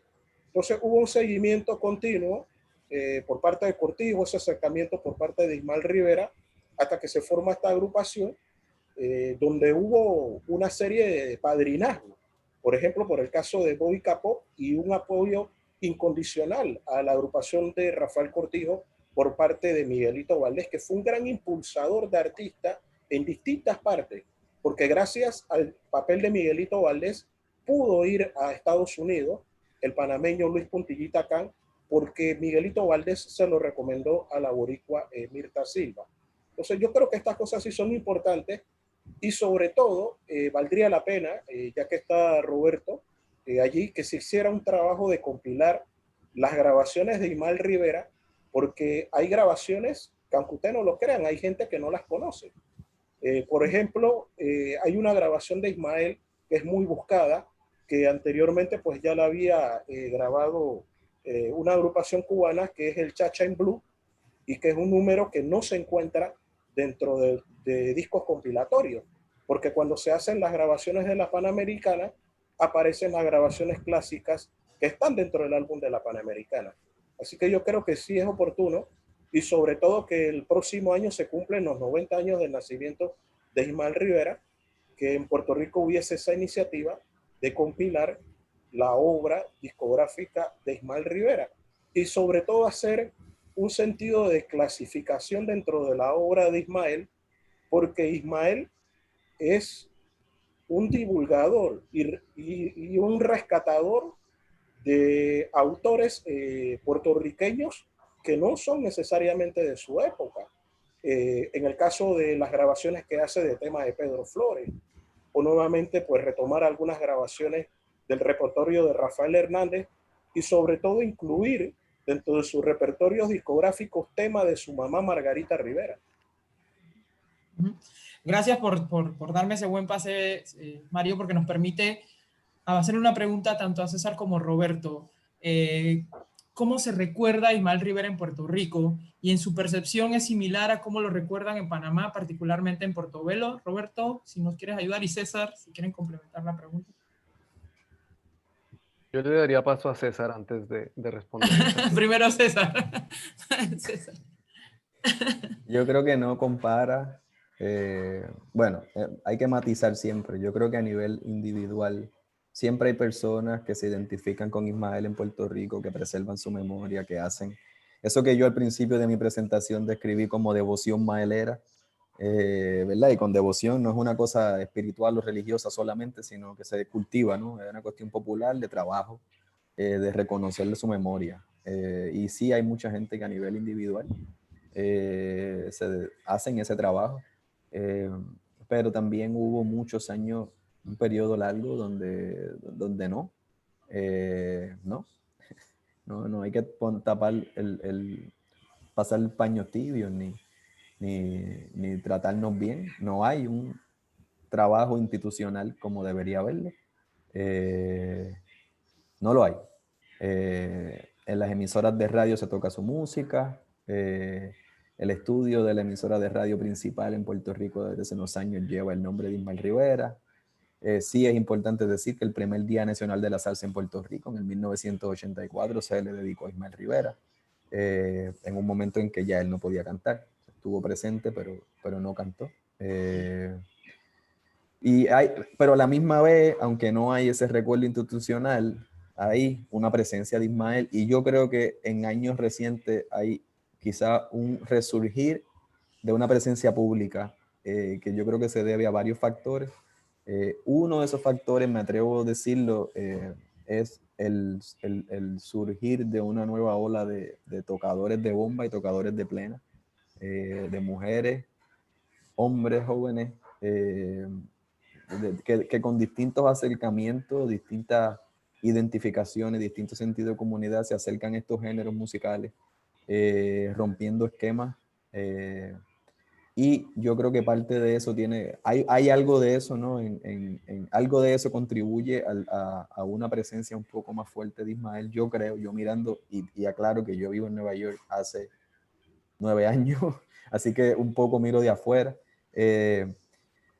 También creo yo que Santurce es una zona de interés para desarrolladores despiadados que quieren desplazar a las comunidades para venderle las casas y los barrios a la gente rica. Y que eso puede dar pie a que mucha gente quiera aprovecharse de ese legado con propósitos cuestionables. Pero que parte de esos desplazamientos y esas transformaciones urbanas implican que la cara de Ismael esté pintada por distintos lugares de la ciudad, como lo está la cara de Andy, como lo está Andy Montañez. Le digo Andy porque nosotros le decimos Andy en Puerto Rico y no hace falta decir el apellido para saber que es Andy Montañez. En fin, yo sí creo que a pesar de que hay un olvido institucional, de distintas formas está presente, y quiero decir que en los últimos años el trabajo de Roberto con la Fundación también es importante, porque hay un festival que se llama El Son de Maelo, porque hay una presencia en la que sí ha habido una colaboración con el Instituto de Cultura. Voy a dejarlo bien claro, las críticas a la institucionalidad vinieron de César Colón Montijo, no vinieron de Roberto Beltrán. Y sí ha habido un apoyo a los esfuerzos de la Fundación, eso lo puedo decir. En fin, pero dicho todo eso, y me callo para que Roberto hable, hace unos años el reggaetonero Arcángel hizo unas declaraciones sobre Ismael Rivera que fueron muy criticadas. Arcángel dijo, no me acuerdo las palabras exactas, el punto es que él dijo que como que la gente joven se identificaba más con las figuras de reggaetón que con Ismael, cosa que yo creo que es cierta, más allá del bochinche que se formó. Las generaciones jóvenes se identifican más con el reggaetón y con la música del presente que con la música de Ismael Rivera. Eso no quiere decir que ellos sean mejores, obviamente, ¿no? Creo yo que es obvio. Pero hubo una defensa de Ismael masiva en Puerto Rico, y a mí eso me llenó de alegría como devoto maelero que soy, porque me sorprendió el nivel de la defensa, desde los espacios, desde los que se gestó una cosa como espontánea a través de los medios de comunicación, de decir, mira, este tipo está bien loco. Es decir, se atreve a cuestionar la grandeza de Ismael Rivera y poner a cualquier exponente de reggaetón por encima de él. Y a mí esa reacción, que fue yo creo que masiva, me acuerdo que me sentí chévere, porque yo dije, bueno, estamos en talla. ¿Qué tú crees, Roberto? No, definitivo. Roberto, perdona, Sí, Roberto, perdona. también te pregunta Carlos los horarios de visita, ya para hacerte las dos preguntas. Él fue en marzo y no tuvo la oportunidad de visitar en la Casa del Sonero. Así que ya Sí, puedes complementar las dos preguntas, por favor. perfecto. Gracias, Carlos, por la pregunta. Voy a recoger un poco varias cosas, ¿no?, que he ido señalando durante las intervenciones tanto de Mario como de César. César menciona algo que es muy importante, que es ese componente comunitario, ¿no?, que refleja la música de Ismael, tanto su estilo como prácticamente toda su carrera y su vínculo con muchos países de Latinoamérica, ¿no?, con el espíritu, ¿no?, que sigue estando muy vivo. Así que, digamos que hablando propiamente de la fundación que se fundó, como había dicho yo al principio, en el 97, en un principio tuvo esa intención de preservar pues lo que tenía que ver, lo que tenía relación directa con ese legado, ¿no?, con la música de Ismael. En los años recientes, y yo diría como 1 o 2 años previos al huracán María, que es como un punto clave que nos marca en Puerto Rico un antes y un después, ¿no? En nuestra historia. Esa visión cambia un poco, porque es que hay varios aspectos de la vida de Ismael que son importantes y que la fundación dentro de su misión quiere incorporar y trabajar de una manera diferente, ¿no? No solamente honrar pues la fecha de su nacimiento y de su partida, y su música, lo que tiene que ver con el disfrute y con, ¿verdad? Con la calidad musical de su legado, sino entonces hemos decidido dar un paso más allá. Y ese nuevo proyecto de fundación tiene que ver, por ejemplo, con resaltar esa figura del líder comunitario de Ismael, que no es muy conocida en realidad, ¿no? Digamos que esa conexión con una masa, su música, digamos que a nivel popular es muy evidente, muy palpable, pero su figura, su desempeño como persona, como líder comunitario de un barrio, ¿verdad? Que siempre estaba pendiente de sus vecinos, siempre estaba preocupado por el prójimo, siempre fue más quizá padre de sus hermanos que hermano propio, ¿no? Siempre tenía una figura paterna de preocupación de que las personas estuvieran bien, ¿no? Y de ayudarlos. Entonces la fundación lo que quiere es convertir diferentes aspectos de la vida de Ismael, además de su legado, en programas pues, que beneficien y que impacten de una manera positiva a la sociedad puertorriqueña, ¿no? Entonces, ese ha sido uno de los enfoques grandes, ¿no? En lo que tiene que ver con porque mucha gente piensa en la Fundación de Ismael Rivera y la primera referencia automáticamente es la música, pero hay muchas más cosas detrás de eso, que es lo que la Fundación quiere desarrollar, ¿no? César hablaba estamos trabajando por hacer un festival recurrente anual que se celebre en la memoria de Ismael. Llevamos 2 ediciones en colaboración con el Instituto de Cultura, efectivamente como él lo mencionaba. Este año por el COVID, pues obviamente también sufrimos un cambio de panorama. Vamos a ver si lo podemos hacer. Dudo mucho que este año, pero definitivamente es algo que queremos retomar, ¿no? Y hacerlo periódicamente. Esa parte comunitaria, César también mencionaba, y Mario también lo mencionó, esas conexiones de Ismael con varios países, ¿no? Tanto porque versionó músicas de otros sitios y se nutría de compositores y en sus viajes y también en sus audiencias. Hay una relación muy interesante fuera de Puerto Rico. Panamá, por supuesto, es una de ellas. Y esas conexiones desde la Fundación queremos trabajarlas, porque el tema de la afrodescendencia en este momento histórico a nivel mundial, pero además en Puerto Rico, es un tema vital, es un tema muy importante. Como hablaba César, parece que no hemos avanzado desde los años 50, ¿no? Prácticamente el tema del racismo parece estar intacto y eso es bien impresionante en un momento donde la sociedad tiene aparentemente su máximo desarrollo tecnológico, ¿no? Y a nivel cívico, entre comillas, ¿no? Así que desde la Fundación hemos desarrollado un blog que lo van a encontrar en nuestra página que se llama Afroconexiones y busca eso, reflejar ese aspecto de la vida de Ismael y va a tener que ver con su legado musical, pero va a recoger muchas más cosas, ¿no? Va a hablar sobre cómo se vive la espiritualidad, cómo se vive la gastronomía, cómo se vive el patrimonio, el racismo, los derechos humanos, ¿no? En esa región grande del Caribe continental, ¿no? Y porque queremos establecer, se llama así, porque queremos establecer ese vínculo afro que está muy fuerte y muy presente, tanto en Ismael como persona, como en su legado también, y queremos establecer conexiones para tejer un diálogo con colaboradores internacionales, ¿no? Es importante, yo creo, en América Latina se gestan diferentes niveles de conversaciones sobre la afrodescendencia, sobre los derechos humanos, sobre el tema del racismo, que ahora está, como digo, muy fuerte. Pero creo que es importante como región un poco unir esas conversaciones, ¿no? Y ver qué avances han habido en algunos países, ¿verdad? Casos de éxito, compartir esas experiencias para nosotros nutrirnos y nosotros nutrir, ¿verdad? Esas experiencias en el conjunto de la región, ¿no? Entonces, atendiendo a ese tema de las conexiones, nace este blog, pues que acaba de comenzar, ¿no? Todavía no hemos puesto más que el primer post, que es como el que explica la razón de ser de esta herramienta, ¿no?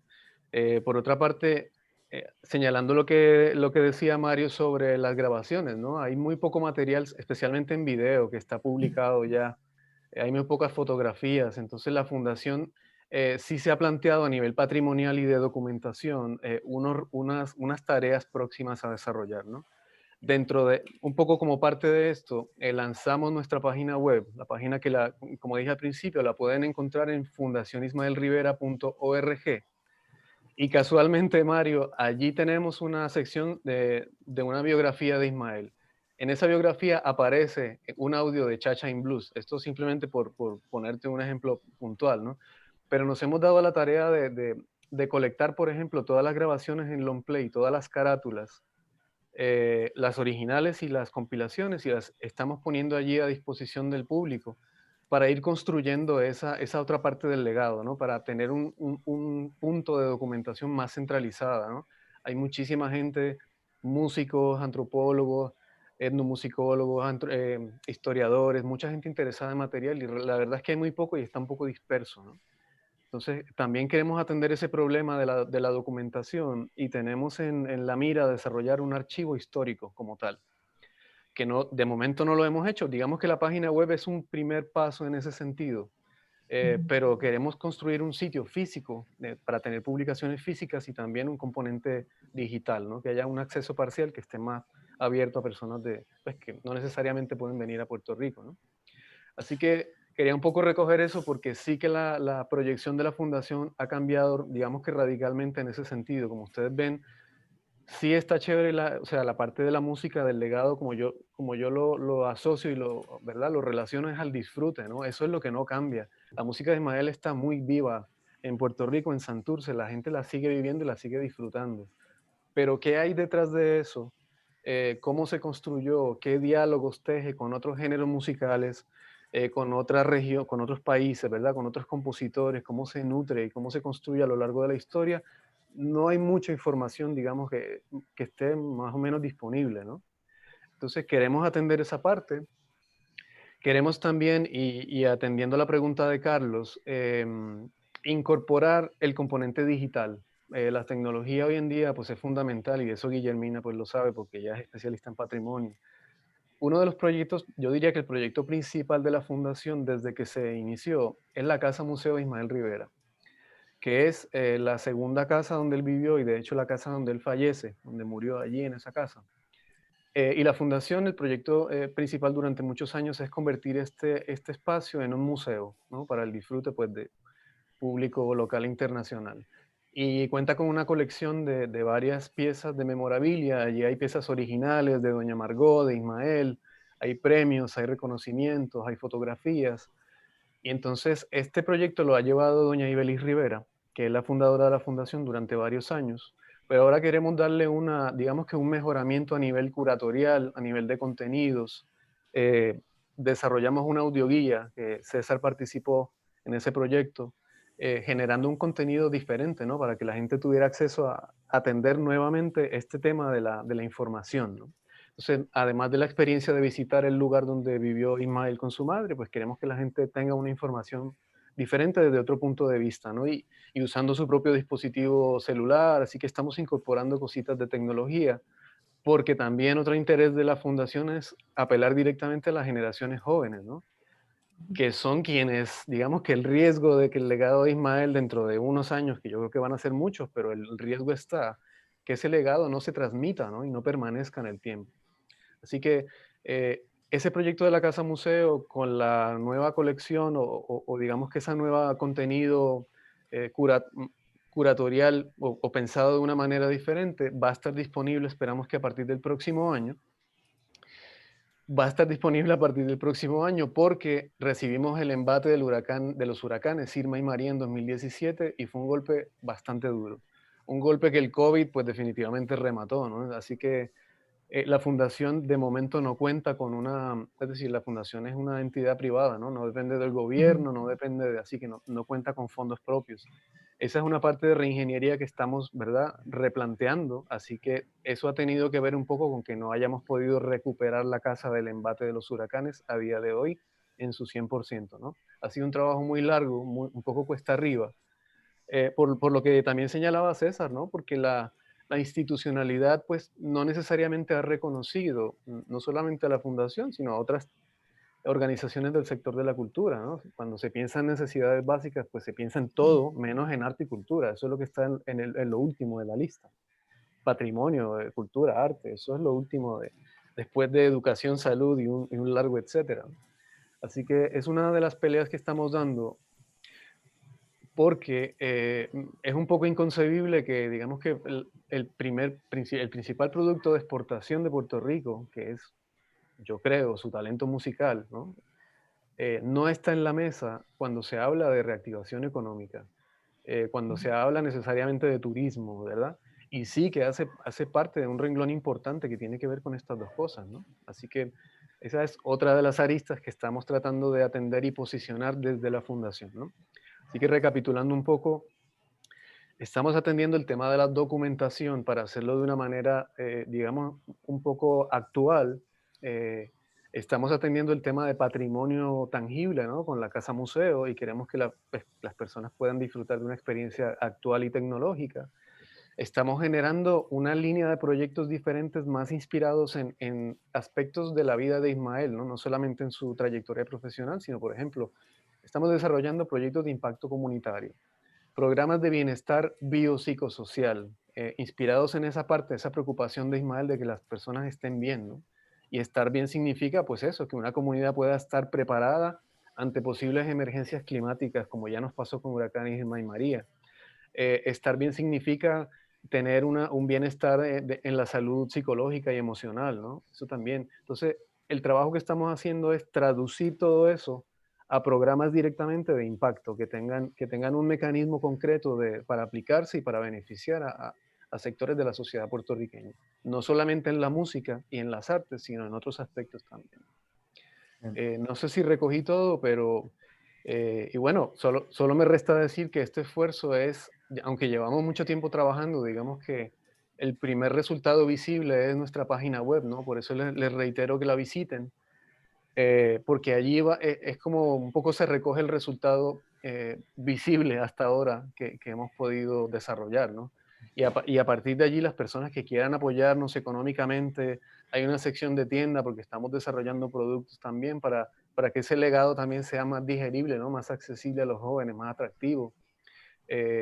Y por supuesto, porque hay que ser sinceros, para nosotros lograr un mecanismo también de poder continuar y poder desarrollar estos productos, ¿no? Porque como les digo, pues no hay un apoyo financiero ni del gobierno ni de otras entidades a día de hoy. Pero confiamos en el proyecto, definitivamente, y ustedes lo han confirmado, o sea, el impacto del legado de Ismael en otros países es una cosa que pues debería reconocerse con ese mismo nivel de importancia, de intensidad y de profesionalismo en esta que es su tierra, ¿no? Así que ese es el esfuerzo que estamos realizando desde la fundación.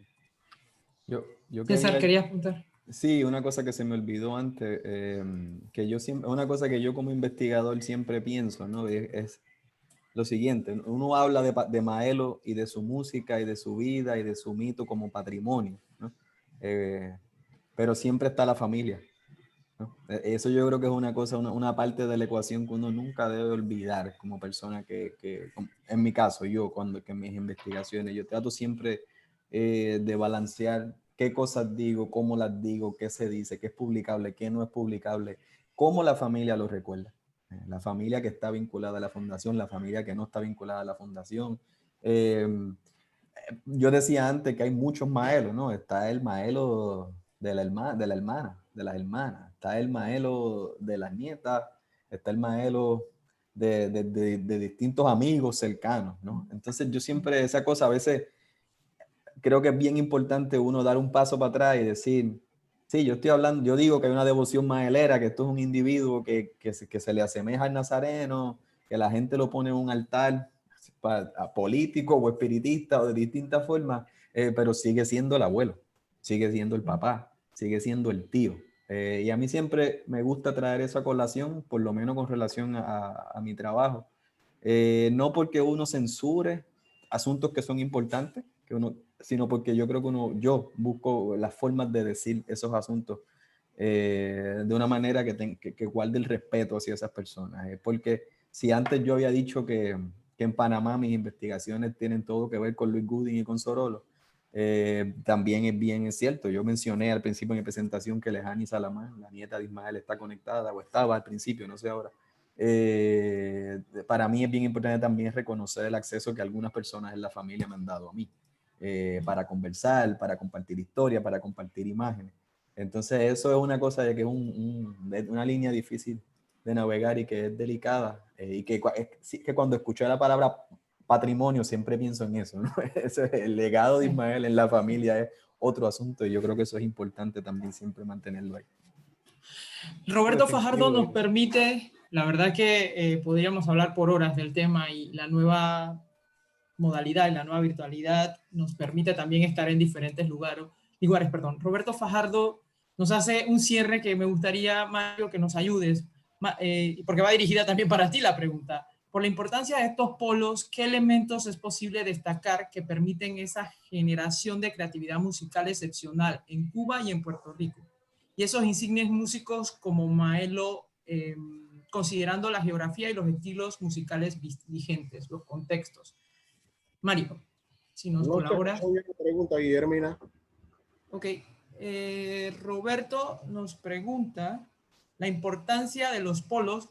¿Qué elementos es posible destacar que permiten esa generación de creatividad musical excepcional en Cuba y en Puerto Rico, con esos insignes músicos como Maelo, considerando la geografía y los estilos musicales vigentes, esos contextos? Yo creo que el Caribe, en lo cual indudablemente Panamá es parte, es un rico abanico de grandes personalidades del mundo de la música, en donde Ismael Rivera se logra insertar por derecho propio, pero Ismael, al igual que otros artistas, bebe de la savia de toda una trayectoria musical que tiene Puerto Rico a lo largo del siglo XX. Recordemos que antes de Ismael hay referentes importantes dentro de la música puertorriqueña. En la década de los 20 tenemos a Fausto Delgado, tenemos a Davilita, todo el trabajo que hizo musicalmente Rafael Hernández en Nueva York y Pedro Flores. Es decir, Ismael recoge de toda esa savia que anteriormente han construido grandes referentes dentro de las músicas de Puerto Rico y grandes referentes dentro de la música cubana. No se puede entender, por ejemplo, el caso de un Benny Moré sin comprender el trabajo que hizo, por ejemplo, en divulgación de la africanía Miguelito Valdés. Y no se podría entender el trabajo de Rubén Blades en Panamá sin lograr entender el trabajo que con anterioridad había hecho Alcide Briceño desde la década de los años 20, un gran divulgador de toda la música de nuestra América, o el trabajo que había hecho Manuel Tito Contreras, uno de los divulgadores de la cultura de la salsa en Sudamérica.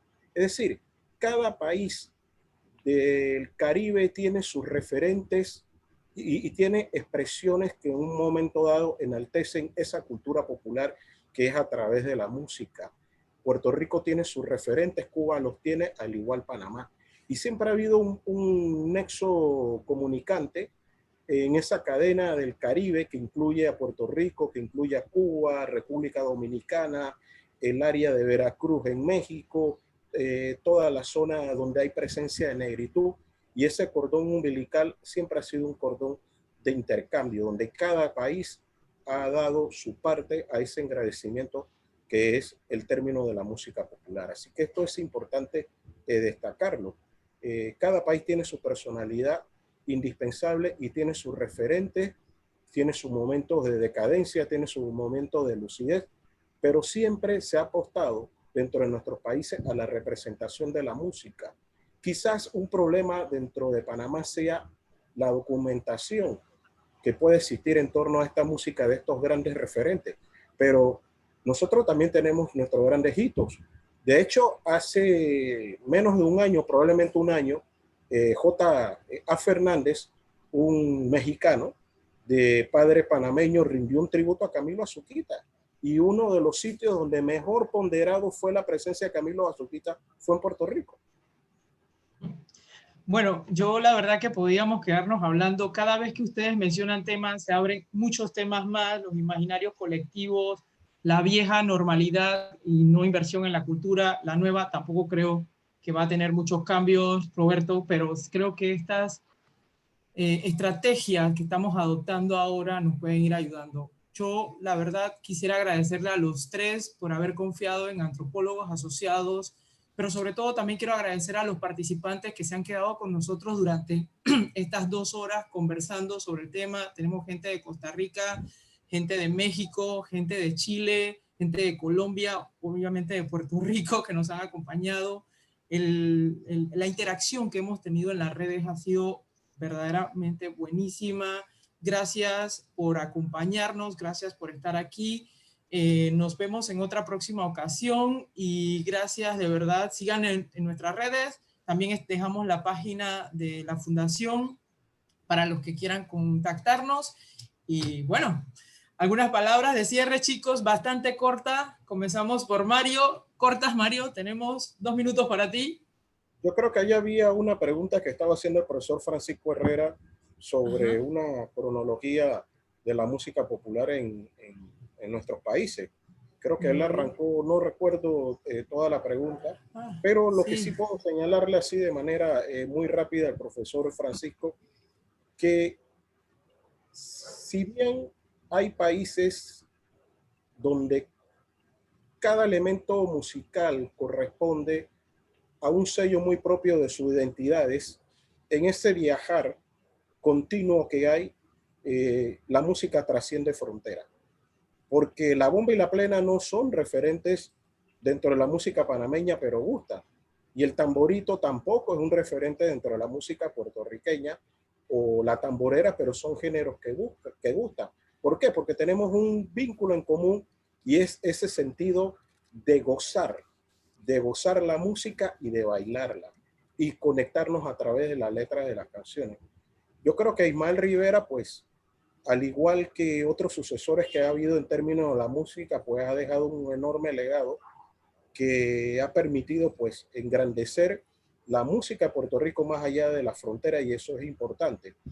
Para mí es grato saber que en Puerto Rico se le recuerda que ha sido nuevamente retomado su legado, que en un momento dado pues existió ese vacío, que ya a través de la fundación pues se está considerando la presencia de Ismael Rivera, un intérprete muy gustado aquí en Panamá y que siempre entendió que la música que él hacía tenía que llegar hacia los sectores populares, porque la agenda musical en Ismael Rivera en términos de presentaciones siempre estuvo enfocada hacia los sectores populares. Esto es importante destacarlo. Esa era la agenda de Ismael, e Ismael nunca se apartó de esa agenda en términos de lo que hacía como música. Nunca fue un músico que le negó el escenario a otros músicos que quisieran compartir con él.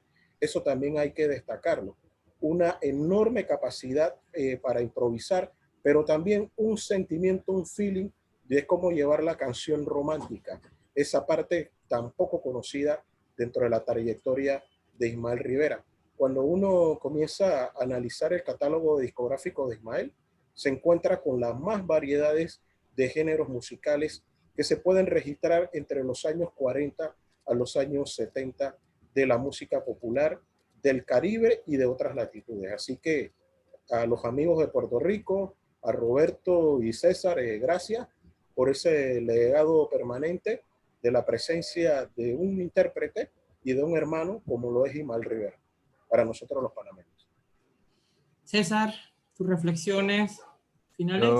Lo que me queda es dar las gracias por la conversación a Mario, por la conversación en la biblioteca en Panamá, en la radio, aquí, a Guillermina, por la amistad y la conversación todos estos años, a Robert, por la amistad y la colaboración, qué bueno que se dio este junte aquí. Para continuar conversando, y a toda la gente maelera, maelista, maelómana, que comparte esa dedicación y esa devoción por la obra y por la vida y el mito de Ismael, pues lo sigan haciendo, y que eso que yo digo, que hay muchos maelos por ahí, que la gente siga documentando y contando sus propias historias de qué es lo que quiere decir eso yo creo que es de lo más importante. Desde cada esquina, cada quien hacer esa contribución es importante. Yo creo que una de las cosas que los caracterizan a ustedes dos, bueno, y a Roberto también, sobre todo, pero Mario y César, con el cual tengo mucho más confianza y los conozco mucho más tiempo, Mario siempre ha sido una persona muy abierta a difundir el conocimiento, igual César. O sea, el conocimiento que no se difunde se pierde. O sea, esto es importante también dentro de la investigación. Muy poco se habla a veces de la difusión de todo eso. Roberto.